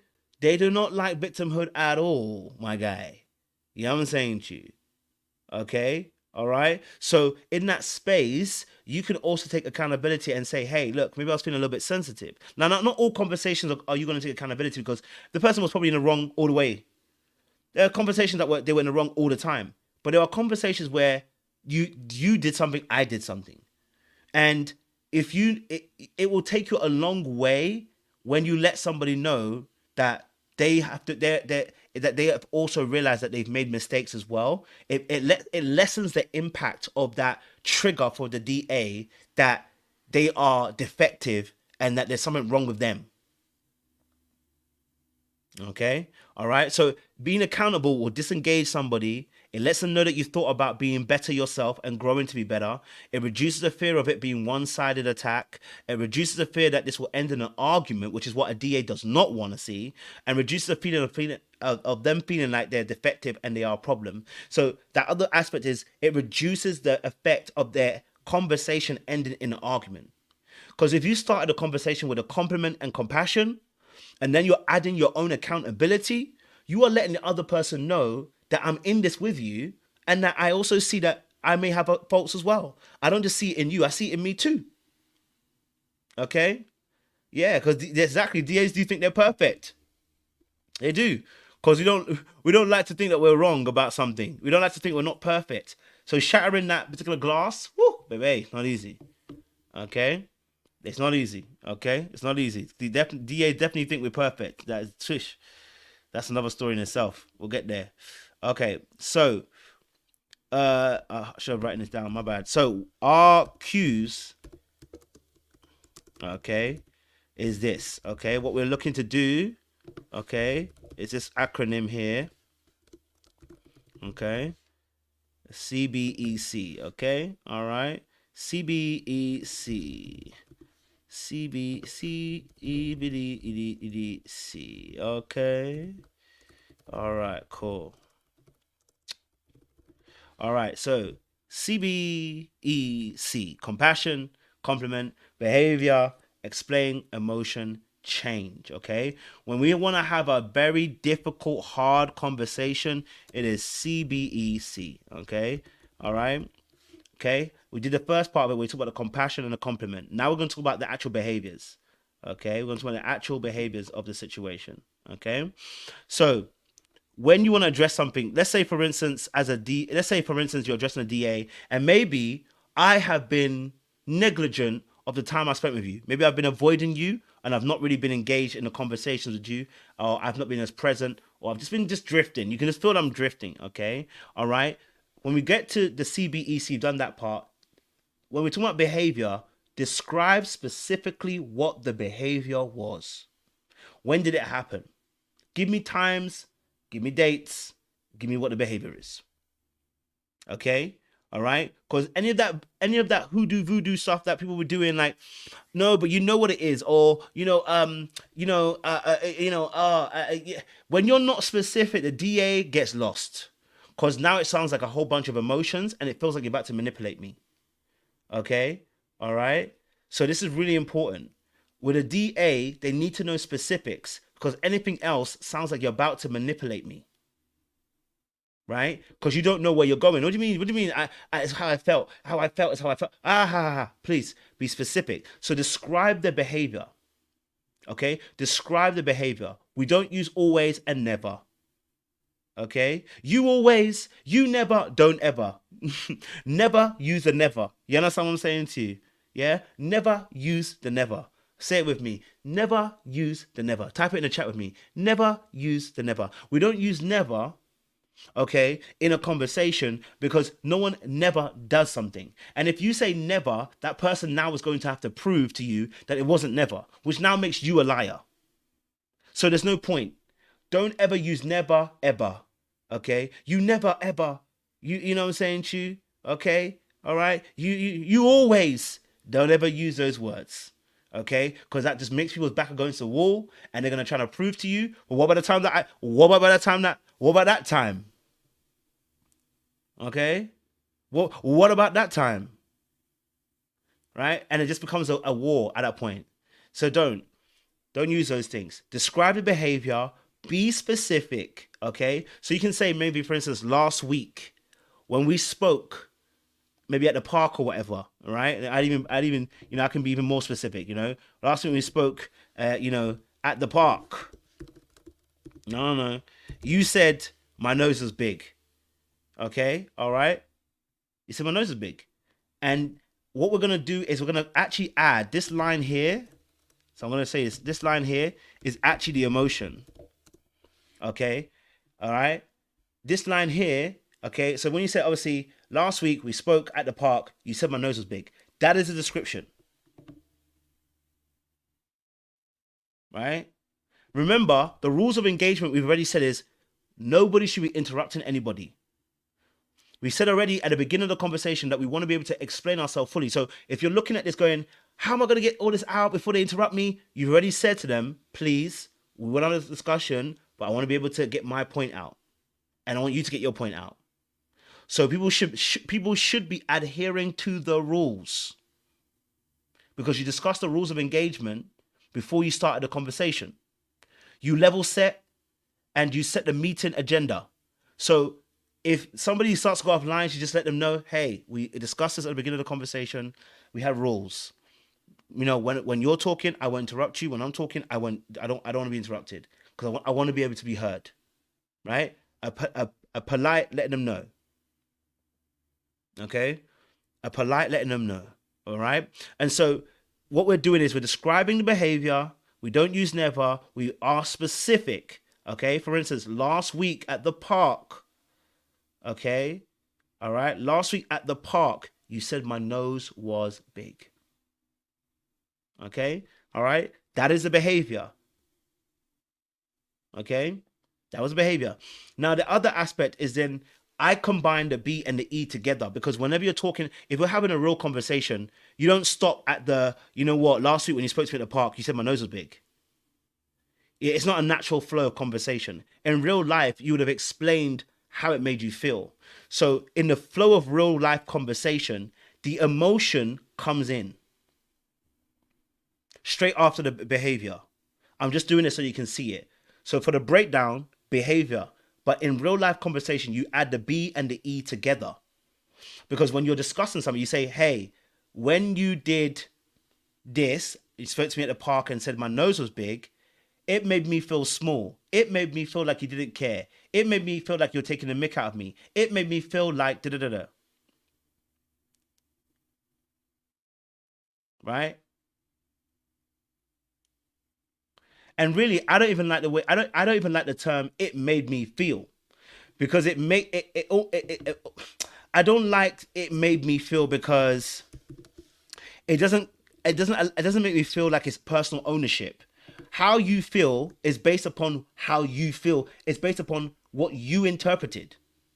So it made me feel still feels like you're kind of pushing the accountability on the other person for what they said. No, what they said could be rude, but it's still upon your interpretation.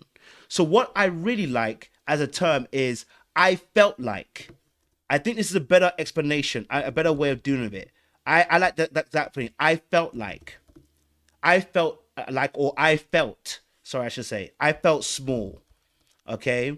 Or I felt dismissed, you know? Or I felt you were being rude, right? And what you're doing is you're taking ownership of how you feel. You're not saying it's them. You're saying it's you. You feel this way. Okay? You felt this way. And that's not to do with just DAs. That's anybody. Doesn't matter whether you're DA or FA, anxious, secure. It is always I felt like, because that is what I felt like, right? That's why I said I don't like that it made me feel, because it made me feel sounds like when you do, I feel. And it's like, whilst that is true, you didn't have to feel that way. You know what I'm saying to you? Yeah? So, you know, as Elsa even said there, yes, I felt ugly. You know what I'm saying to you? That's it. I felt ugly. I felt like I was unattractive. So the I felt is a really powerful statement, because it puts it into you and it says, you're owning it. This is how I felt. I'm not projecting it onto you. It's how I felt. Okay? Really, really important again. Okay? So, and that's the emotional aspect. Now, the explanation, and really what I should have typed in there, the explanation part, right, is what happens to you. Right? It is a behavior, a response that you do. Okay, now this is really important, because what you want to do is you want to foster understanding between you and your partner. You want to foster that. And in order to foster the understanding between your partner, they also must know what behavior you begin to do when you're feeling ugly. So when you felt ugly or when you felt hurt, what do you do as a behavior? Maybe you do silent treatment. Maybe you decided that you didn't want to cook the meal today. Maybe you did cook the food, but you felt like not cooking the food.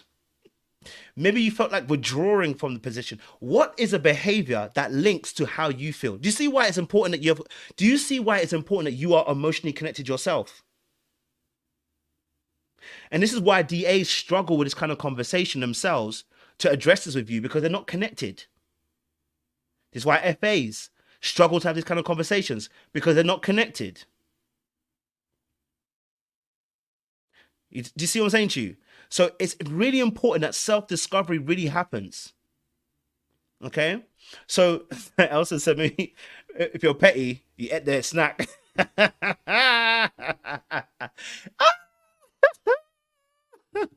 You know what? You probably would. I appreciate that. Thank you very much, Zara. Thank you. Okay. So you need to be able to explain what your behavior was. So again, just to make it very clear, we've gone from C, which is complement, compassion. Sorry, it's complement, which is a compassion. We're describing the behavior, and attached to that, we described our emotions and our feelings, and now we're now explaining what our behavior is as a result of the emotion that we felt, that I felt. So when I feel disrespected, small, fearful, ugly, I then want to pull back. I then get sharp. I then, don't want to cook for you. I then don't want to be intimate in sex with you. I then don't want to have more conversations. I then stonewall. Again, you see how you're taking personal accountability? What tends to happen with these kind of conversations is people start projecting onto other parties saying, you made me do this. No. Take accountability. Whether you are right doesn't make a difference. Take accountability. Okay? So it's important so when we've explained, I felt ugly, I felt disrespected, when you take ownership about how you feel, take ownership of your own behavior as well. Right? I then want to pull back. I then get sharp. I then get rude too. I then want to sling some mud. I then want to cuss you out. I. You know what I'm saying? It sounds like a dancehall tune from back in the day. I. Let's give up that life, Lord. I'm sorry. I'm changed. All right, cool. Okay. So it's important again. Okay. It's important again not to try and put it on someone else. It is on you. Okay. It is on you. Okay. It is on you. So once you've done that and explained what behavior you are, then we can move on to changes. Okay? Then we can move on to changes. Now again, linking this back to earlier on, we said that in the changes, I didn't mention this earlier on, in the changes part, again, we can also add our accountability into our changes conclusion, right? Because, in that space, what you can also do is say, a part of the changes you want to make is that you realize that because it may be that you never realized at the very beginning of the conversation. Maybe by the time you finish your points, you realize.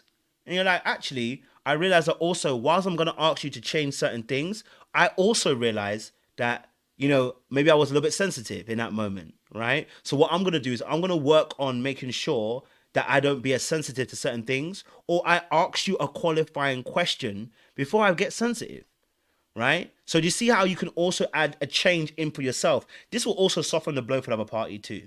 Knowing again that you realize that change can be made on both points. But let's just act like we're dealing with that person who's a DA, right?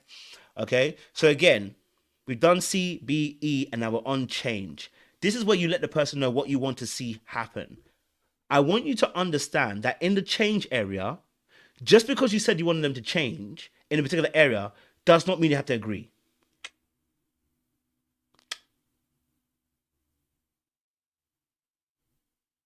Yeah? Just because you said what changes you want to see does not mean you have to agree. Changes is actually negotiation. Oh my God. Okay? I know someone ain't gonna like that. I know, but you need to understand, changes is negotiation. Okay? All right? So you're going to state your terms of the deal.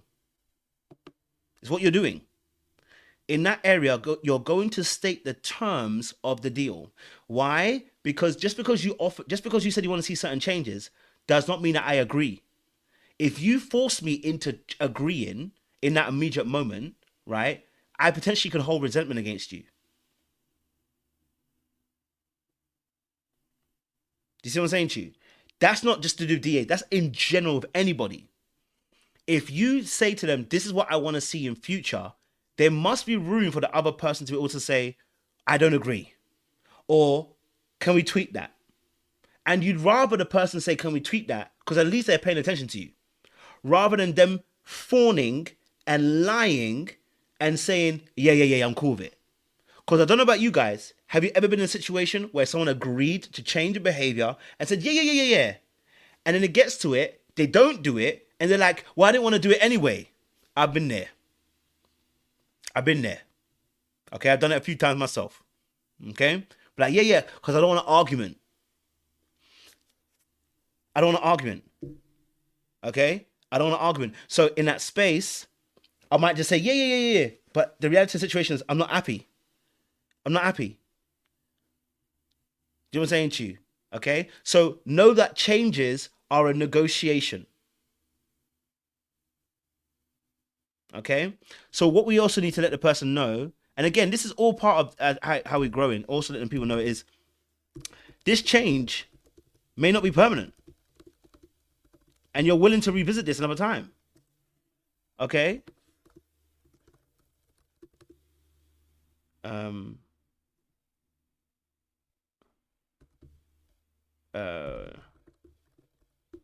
Yeah. Okay. So this is to say the change is not permanent, right? What that means is this.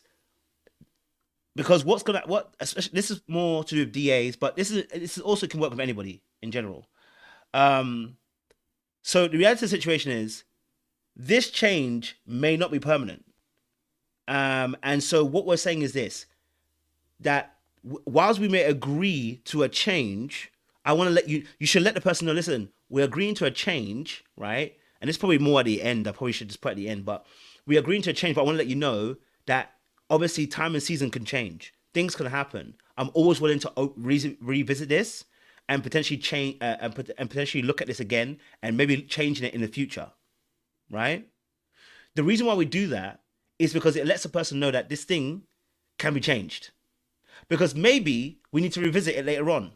And rather than setting an absolute concrete line, right, we are saying that actually the line is not concrete. It can be moved in future if we revisit the conversation again, so that the person doesn't feel trapped. Because we're not at work. We're in a relationship. Things change. Climates change. Relationship statuses change. Things happen. Okay? So it's important to understand that this is not a permanent change, meaning that it can change later on maybe. Now, more than likely, some of the things you're going to agree on are never going to change. It's going to change for the better, and it's going to be fantastic to stay there. But what I'm saying is there are other things that we may agree with, and you can use this. And you can use this for anything. So that's why I'm keeping that open for you as well. Okay, I'm keeping that open for you as well. All right. Yeah. Okay. So change. Okay, what we doing in change? Okay, change. Okay. So in change, you may realize that nothing needs to change. Right? So just because there's change there doesn't mean we have to actually change anything. We may realize that nothing needs to change. Okay? It may be a case of, do you know what? We will change the change here might just be an appreciation. Okay? All right? Because change is really a solution. It's really a solution. That's what it is. And our solution may be that I'm just going to appreciate the fact that you heard me out. Okay? I'm going to affirm you because I'm thankful for you hearing me out, and I don't need a change. I just need you to hear me. So thank you for hearing me out. Right? That's another thing that can happen in changes. Thank you for hearing me out. Thank you for, spending some time with me. I really appreciate that. So that's number 2. The number 3 verse now is what we're actually going to get onto is actually changing. So actual change of behavior, right? Okay. I've already done that part as well. So, okay.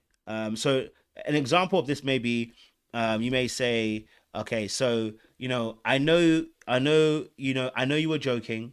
Maybe you might say, right? Sorry, let me really come to that part. Let me number two. Let me do example number two. Sorry. So we might end on a positive reframe. So we might say, listen, I want to be my best self in this relationship. I want you to be your best self in a relationship, and to get the best out, and I want to get the best out of me. I don't want our connection to falter. I want it to grow. So I'd appreciate if in future, you don't make such jokes about my personal appearance, as it is painful to me. That is it. That's the change right there. Okay. We offer them. It's an offer. Okay. It is an offer. So what you're saying is this: I want to be my best self in a relationship. I want you to be your best self. I want to get the best out of me. I don't want our connection to falter, but rather I want it to grow. And I'd appreciate if you didn't make such jokes about my personal appearance in future. All that is just a positive reframe. Okay? All it is a positive reframe. Okay? It's a positive reframe, but it's an offer. Now, in that offer, I want you to, and this is why dismissives tend to avoid conversations. They think they can't talk back about the situation. Right? Now, remember, I've made it very light on purpose. I've made it into a situation where they made a joke, and so it's been taken wrongly, right? But it's an offer. I want you to understand, as a DA, if you're a dismissive avoidant or a fearful avoidant, you do not have to agree to the terms. FAs and DAs are the worst for this. They will agree to a term when they don't agree. And it's because they're afraid of being abandoned, rejected, you're afraid of being abandoned, rejected, or betrayed, right? And so what they're gonna do is they will agree when they shouldn't agree. You don't have to agree here. You may have a different point of view of what the solution will be. You are allowed to counter offer in that situation because you may not see it that way.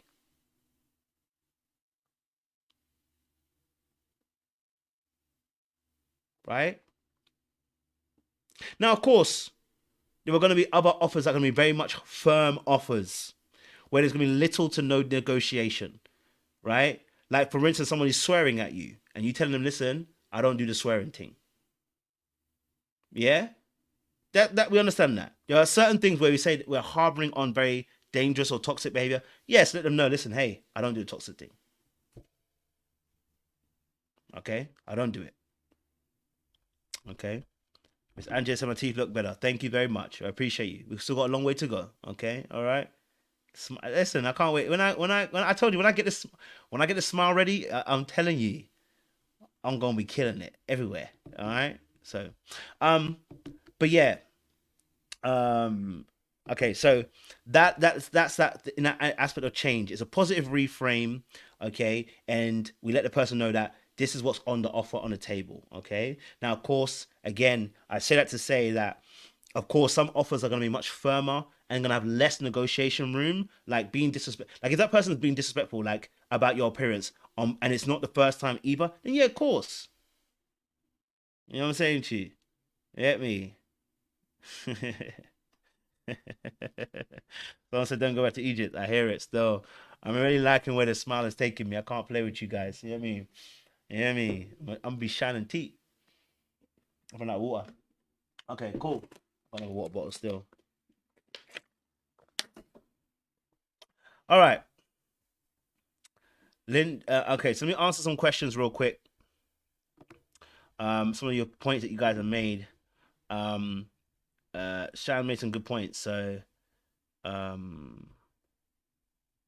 okay. So Shan said, I think after self-examination and my feelings regarding dissatisfaction,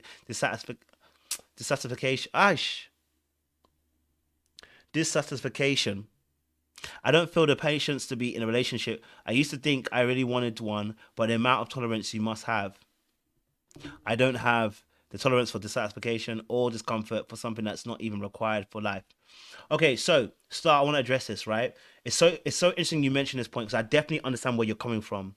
And I felt that way. And you know what was funny? Before this video, I literally was thinking about somebody that I had an interaction with, and I was like, I cannot be bothered to do that. I can't lie to you. Even as I taught it, I said I cannot be bothered. I said no, they're a problem. I cannot be bothered. In my head, I'm thinking about it.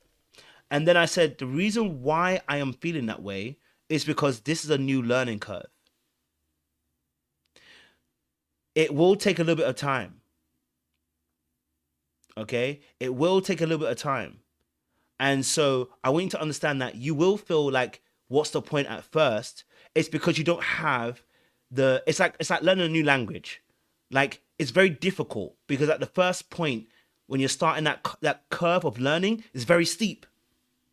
If it's brand new to you, if you've never learned another language, it's very steep. If you've gone into a new job where you're completely brand new, that steep learning curve is very difficult. And actually at points you want to quit. Why don't you quit? Because it's important to you. And because you need money to pay your bills. Okay? So the reality of the situation is that it is very difficult.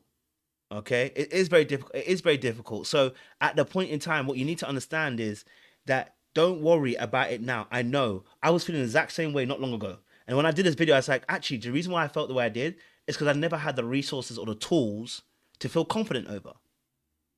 Let me give you an example. Something that I've been talking to my clients this week that went past, and I was talking to them about was, think about when you're most confident, okay? Or think about a skill that you know you do very, very well. Yeah? Think about a skill that you can do in your sleep. Think about something that you do very, very easy, okay? And if you do it really, really easy, right, and you can do it in your sleep, it doesn't matter what situation you're in. It doesn't matter, right? It doesn't matter what situation you're in. You're going to be able to handle whatever's thrown at you. I'm going to drop my earphones, right? Why is that? Because you're competent. And drop with the water, okay? Right? It's because you're competent. The reason why you feel like, oh, I'm not ready for a relationship is because you don't feel competent in that area of skill. But don't worry, okay? Don't worry. Listen, faith cometh by hearing the word of God. Let me say it again for you. Faith cometh by hearing the word of God. Faith cometh by hearing the word of God. The first part of that sentence says, faith cometh by hearing. Your growth will come the more you listen to these kind of conversations. Your growth will come the more you listen to these kind of conversations. The more you put yourself in a space to hear the conversation, it will soon become part of your ethos. You'll start living it out. Okay? So don't discount yourself. The fact that you're even here, Star, and all of us are here at this moment in time, it's actually, we're growing already. Because now you've heard it. And this is why it's like the Bible talks about preaching the gospel, because as soon as you heard it, if you deny, it's up to you now. I've preached it. Okay? I've preached it. So at that point, you can never say you never heard the gospel of Christ. The moment that you hear it now, it will stir something in you. But the Bible says that those who have ears should hear. Meaning this, once you get a little bit of understanding, once a seed is planted, go and get some more. The Bible says this, that a man who hears and does not do is like a man that goes to sees himself a reflection in the water and forgets his own reflection. It means to say, listen, don't stress yourself about getting it straight away. You're not going to get it straight away. Like what I've broken down, it's taken me a bit of time to go and get the information and collate it and even put it into practice some points, right? And I still ain't on it that great yet, right? Like my time boxing is awful because I'll call you. If I'm angry, I'll just call you and I'll just say what I got to say. I'm all for that. I need to work on that. So, because I don't like discomfort either. But the fact that you're sitting here and you're listening is telling me that you want to understand, you want to grasp it. It's just difficult. And anything new is difficult. But believe you can do it because you are sitting here listening. So you can do it. I believe in you and you can do it. Okay? You can do it as well. All right. Lynn John said, I always dread talking to the DA I'm thinking of. Oh, okay, I hear it. I hear it. Definitely. I understand, right? Now, the dread that you're feeling, again, goes back to my point about competency. When we're not as competent in the area of handling a conversation, we will dread people. But if you take what I've given you, right? If you take what I've given you and you study it, I promise you, you will not have the dread anymore. The dread is coming from the lack of the competency that we have in this area. Like this year, I've had some serious conversations with people. And at first when I started, I was very scared because I didn't like to be vulnerable. I didn't like to share. Once I got competent in sharing my emotions and my vulnerability, I was like, yo, this sharing emotions thing is real. I don't even care if you like it. At this point, I don't even care if you accept it or not. If you laugh at me, I'll tell you straight, I'm still gonna do it. Because I now know how good it is for me. I don't know, if you don't know how to hold a safe space for me, that's on you. I'm gonna keep on growing. I'm gonna keep on going.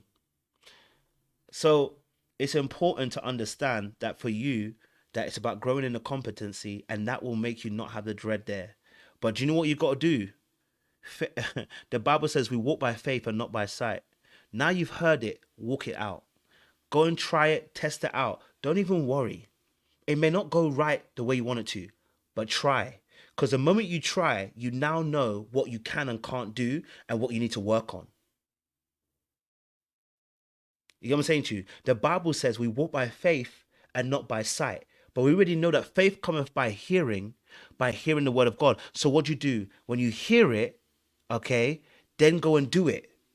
And then when you go and do it, if it doesn't work, you can come back to base and say it didn't work, but actually I know what areas I faltered at. I couldn't say this, or I didn't do this part of the step, or I didn't do this part of the step, which is why I broke it all the way down so you know what steps you're missing.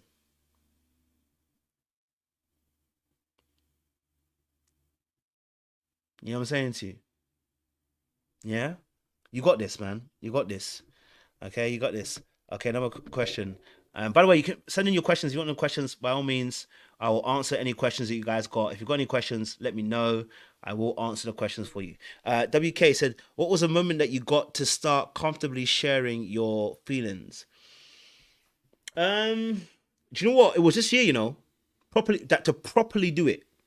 No, it wasn't this year. I lie. 2020, I had a partner at the time, and I had come back on the back of a relationship, and I was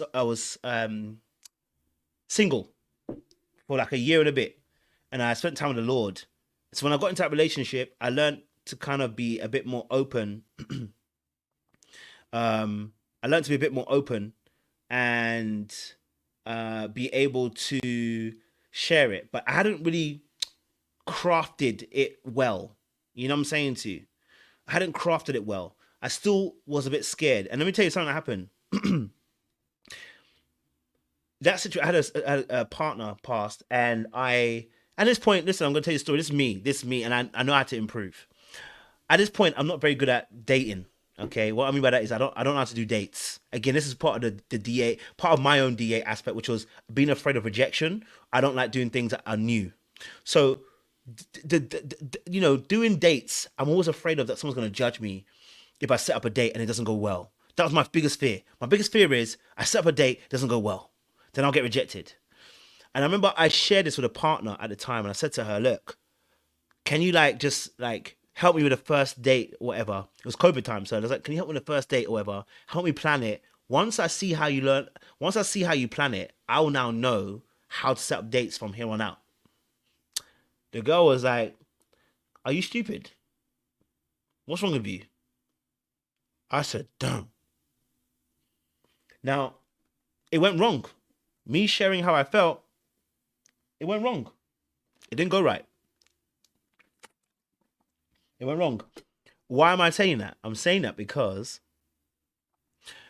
just because you share, don't mean it's always a safe space.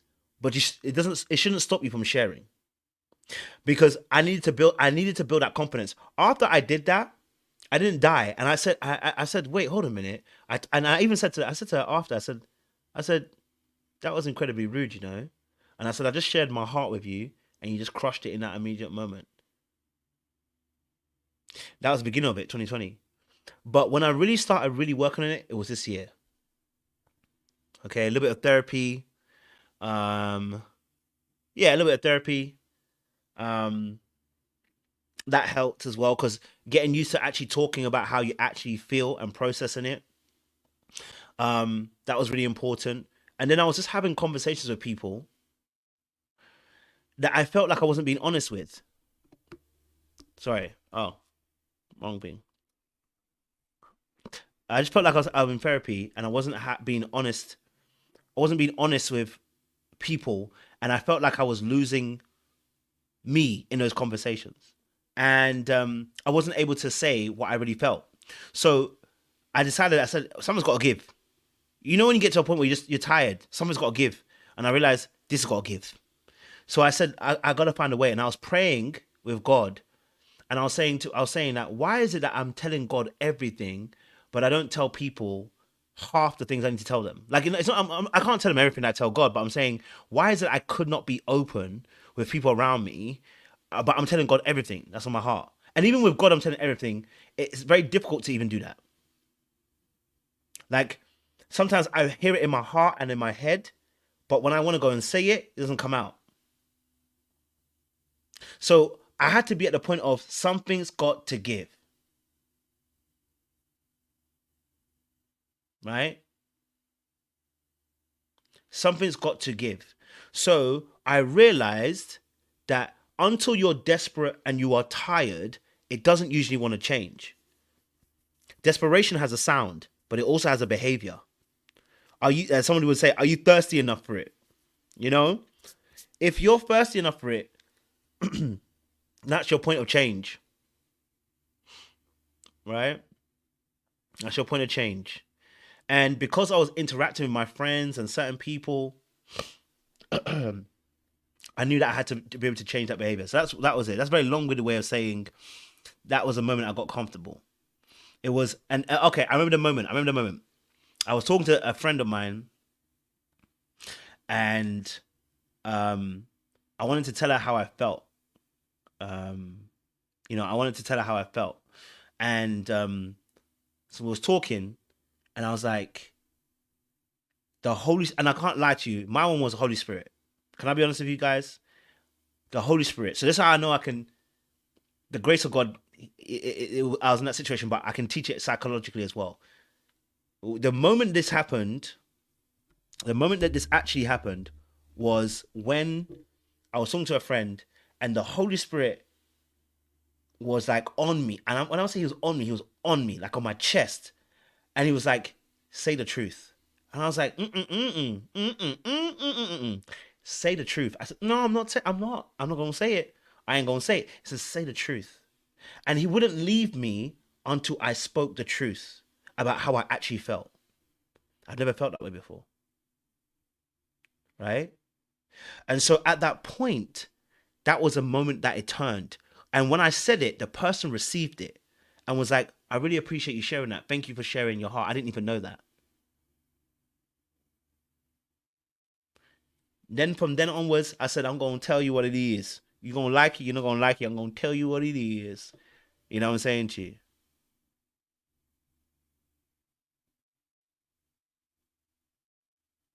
You know what I'm saying to you? Yeah.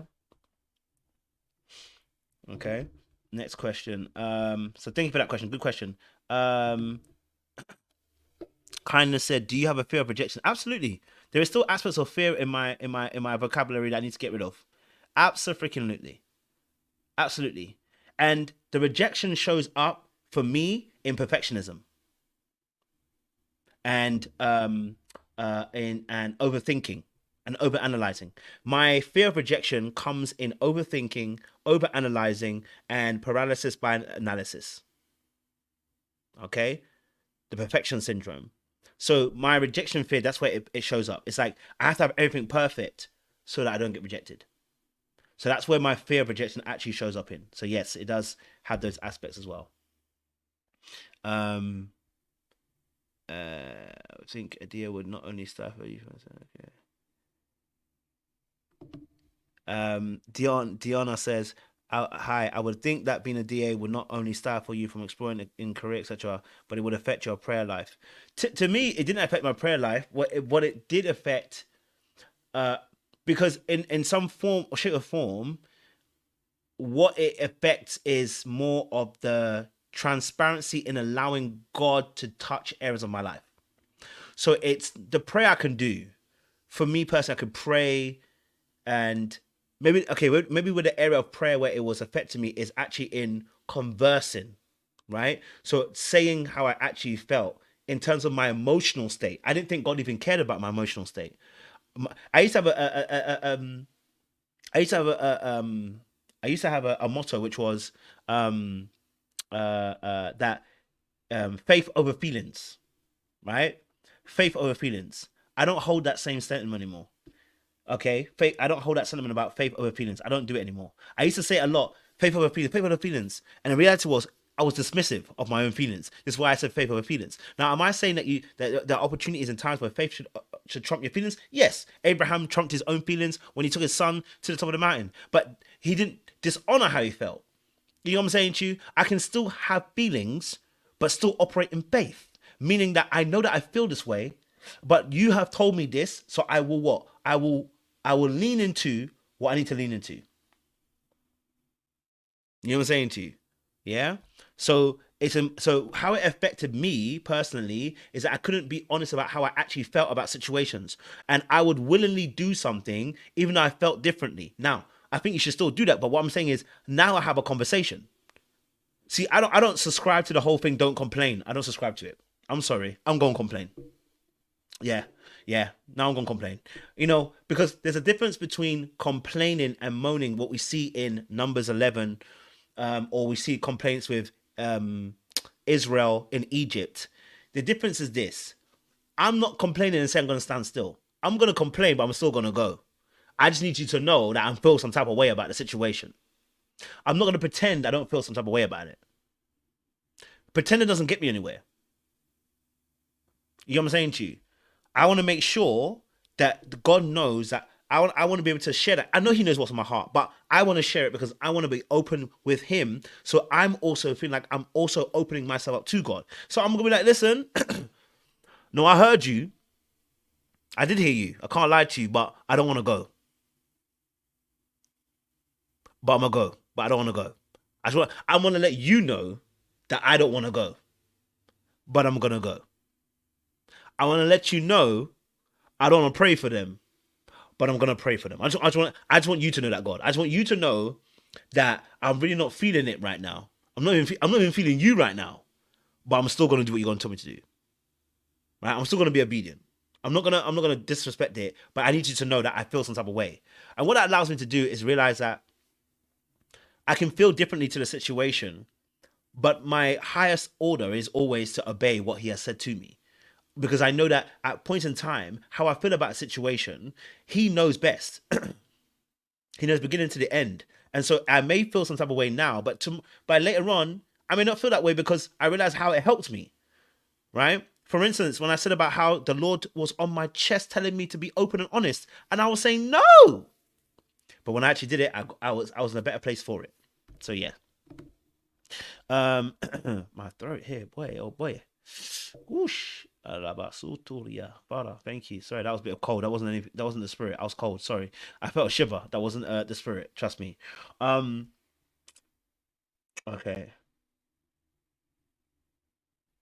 Yes, Jasmine, that's right. Exactly.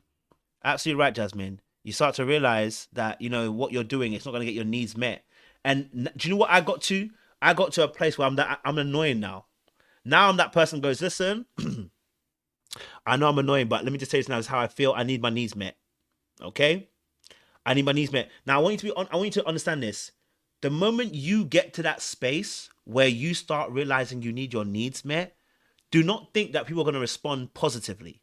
Because people are also operating from a place of being unhealed where you once were.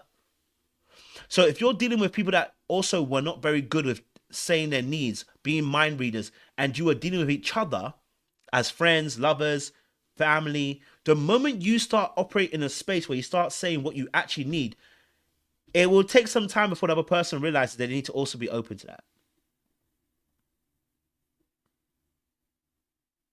You know what I'm saying to you? Yeah.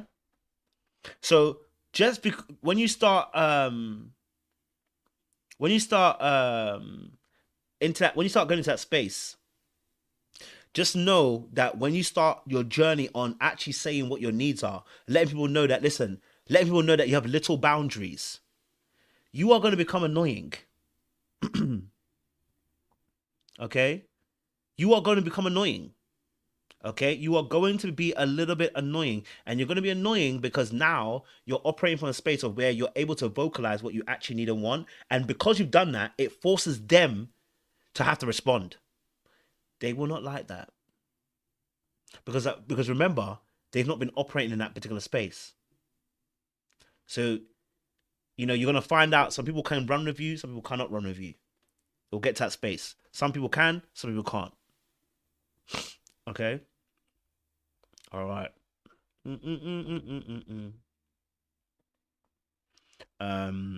Let's see.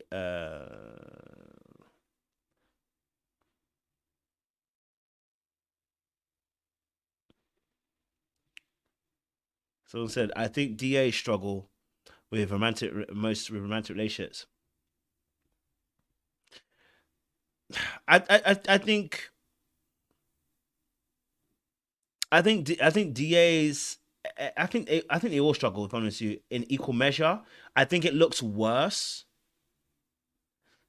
I think anxious are probably better because anxious tend to, at least with the anxious person, you know what, depending on the scale of their anxiety, they tend to be more malleable. So it kind of works in their favor. But with avoidance, you've got the manipulation, you've got the power struggle, you've got the avoidancy, you've got the the highly sensitivity. I think both avoidance are tough beings to be with. And that's why you need them to be self-aware. Because if they're not self-aware, you can't save them. Okay, you can't save them. You know what I mean?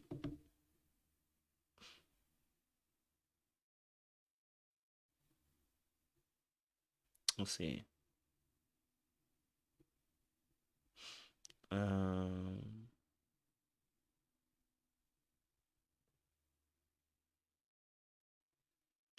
Okay. Let's see. Okay. WK said, have I lost any friends on this journey? Yeah, I think I said it earlier on. I did. And that was not because I was even doing it right. That's because I was doing it wrong. I was doing it wrong. I was doing it wrong. So I lost some friends in that respect, yes, because I was doing it wrong. But in terms of losing them by being this way, not necessarily losing. Actually, no. If anything, my friendships have been enriched because a part of me as a DA, right? Part of me is also very compartmentalizing. And I realize also that when I compartmentalize, it's because also I feel like at points in time sometimes, I feel like at points in time sometimes that if someone hasn't shown me a little bit more, if I've had a situation with you and I felt like you weren't giving me the safe space, I now kind of compartmentalize you and say I can't share certain things with you. And I had a little bit of a breakthrough with that even. So with some friends, I was like, actually, no, do you know what? I didn't like the way you said something. It made me feel like I don't want to talk to you anymore. But I realized that's on me. So, and then we opened that up and I was like, okay, I'm free now. I'm free. So if anything, it's actually enhanced my friendships and my relationships around me. But does it make me scared a little bit? Can I be honest with you? Here's my honest truth. Learning about attachment styles,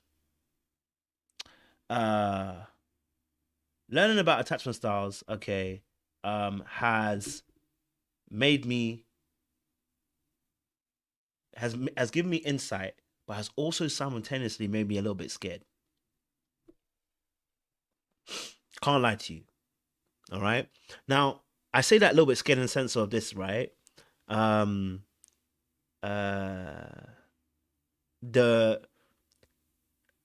like looking at it going like, for instance, like if you like I'm a DA in it, but DAs usually end up with FAs. Okay, or see, anxious people are cool. But if you end up with an FA, there's a tennis match going on between the two of you. Okay? There's a tennis match going on between the two of you. And you feel it. You know what I'm saying to you? And I think that in my head, I'm like, I don't want to deal with no FA people. You know, I can't lie to you. Nah, y'all are crazy. That's why in my head, that's what was going in my head. But the reality of the situation is, oh, sorry, FA is fearful avoidant, fearful avoidant, fearful avoidant. Okay, fearful avoidant. So it's like, because I think you realize that you've met your match a little bit, right? So it can be a little bit concerning. You're like, ooh, I don't want to be. I don't like that. I don't like that because as a dismissive avoidant, I like to have the power in the situation. Do you get what I'm saying to you? So, you know, I don't know. You know, so in that space, I definitely agree that Dorica as well. I do agree this point. I think a lot of DAs don't suffer with friendships because the intimacy is much more different. Because you don't have to have one friend; you can have multiple friends. A DA doesn't have to be always present with you. A DA can be present in the most vital moments that you have him or her, and so therefore they can be an amazing friend because they're there at the most critical moments. But if you actually check a DA, a true DA, look at the most intimate, look at the very little details, and you'll realize a lot of times that they don't function very well in the little details. They function in big details, meaning the big occasions when you need them most. Maybe somebody was sick, maybe somebody died, maybe somebody needed this. They're always there. The struggle of DAs is the little everyday emotional details. If you look at it that way. Now, unless you've built a really long-standing relationship with that DA, you'll find out that a lot of times they struggle in those areas. So yes, DAs do struggle in friendships, but the fact is they've built and I know myself, my two, we build relationships and friendships according to what we need. So with friendships, somebody can be like, okay, I don't need to call him every day. You know what I'm saying to you? You know what I'm saying? So, yeah. So yeah, I do feel like that is a true thing. And I think FAs are different because FAs carry both the anxious and the avoidant side. So what FAs tend to do is they tend to burn out in their friendships because they're trying to be everything to everybody. So DAs will be like, I'm not going to be everything to everybody. I want to let you know that this is what you're going to get from me as a friend.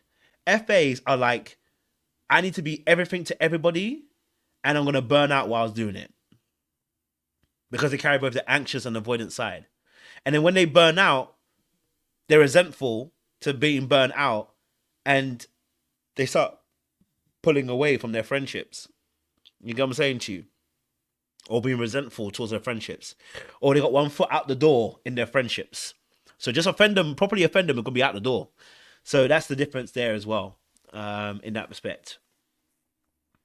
You get me? Okay, so yeah. There we go. Kind of said, any woman that got away as an FA, I don't feel like I've lost any men along the way. A very good riddance mindset, you. Do I feel like anyone got away? No. I don't think any. I haven't dated anybody. I thought to myself they got away. Nobody. Because I wasn't in my good state, and if you love me in that state, you ain't in your good state either. That was how I look at it. You know what I'm saying to you? Yeah, I'm not in my good state. The fact you love me in that state, you ain't in your good state either. Yeah, you missing something too. Yeah, so I don't miss you at all. You know what I'm saying to you? Yeah.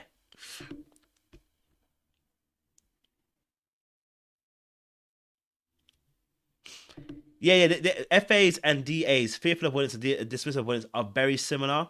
They just have little differences as well. Okay, all right.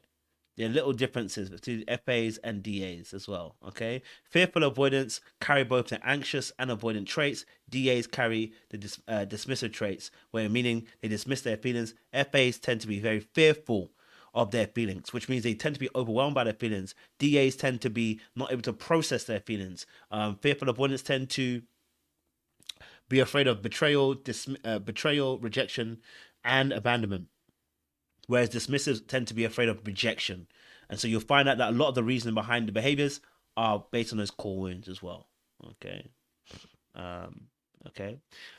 All right, cool. So listen, I've been on here for 2.5 hours. I will chop this live up. I'll make it smaller. Hopefully I'll make the questions on each part of it as well. Because it's a very long live. and it can help people. But yeah, listen, we'll be back probably on Monday for the Love and Marriage Detroit. You know, also as well. Okay. Oh, if you want the test for attachment styles, let me just as well. Let me put it in the chat for you. There's actually a test. I think you should start doing the test phase. Let me see if I can get it. Attachment style test. I'll get you a link. Oh, baby. Yes, here we go. I'll put it in the chat for you guys. Yeah. Yes.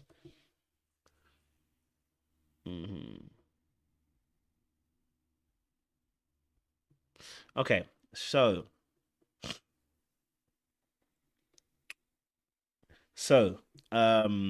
that's the test for it as well. Yeah, I'll put it in the description box as well. So guys, if you haven't done so already, okay, all right, there's what, 60 of us in the room. I like that. It's intimate affair. You don't always need 100 million people in a room. What I want you guys to do, okay, I'm gonna put it in a chat. Okay, if you haven't done so already, I need you guys to join us this month. Okay, all right, join us this month for the 100 Club. Okay, all right, this is the kind of conversation we might be having in 100 Club. Join us for the 100 Club. If you love this kind of conversation, we have this on Zoom where we actually can all be involved, because right now it's just me talking and you kind of responding in a chat. But I want you guys to also be involved in the 100 Club. Listen, the 100 Club is where we can actually have real conversations and you actually can be involved. It's on Zoom. You get to have your say. We're all involved at that point. Do you know what I'm saying to you? Okay. So the next one's on the 4th of October. And so we want you guys to join. So if you haven't already signed up, sign up now. The 100 Club. We do it every month. Okay. So 4th of October is the next one. So I want you guys to sign up if you haven't already done so. Click on it. Get yourself involved, okay? Yes, as someone else has said, no holds bar conversation, okay? All right, so go and join the 100 Club, all right?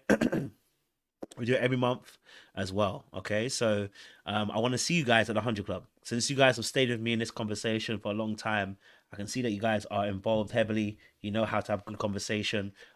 You listen well. I want to see you also in the 100 Club, okay? All right, so do me that massive favor by showing up. So I said, I'll tell you, yeah, sorry. It's the 3rd for you guys, but 4th for me. I apologize. I'm in the UK. It's the 3rd for you guys. Okay.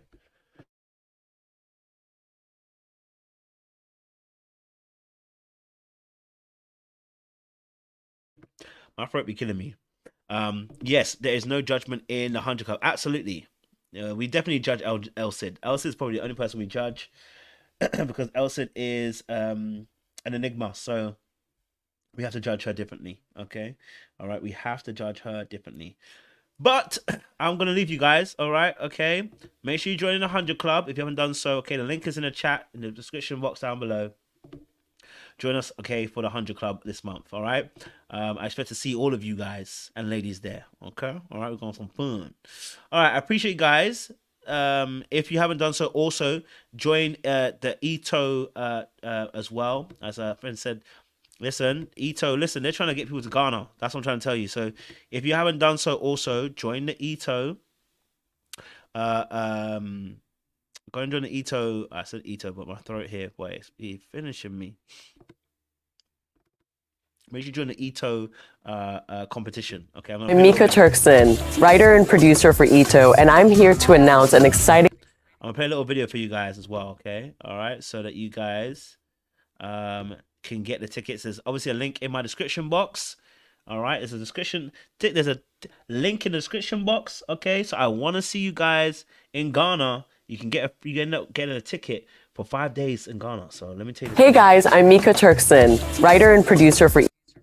Ito, and I'm here to announce an exciting opportunity for all of our food lovers and adventure seekers out there. We are giving you guys the opportunity to come to Accra, Ghana for just $6. Yes, I said it, just $6. Imagine exploring the bustling streets, the vibrant markets, the iconic nightlife in this inspiring city that helped us build Ito.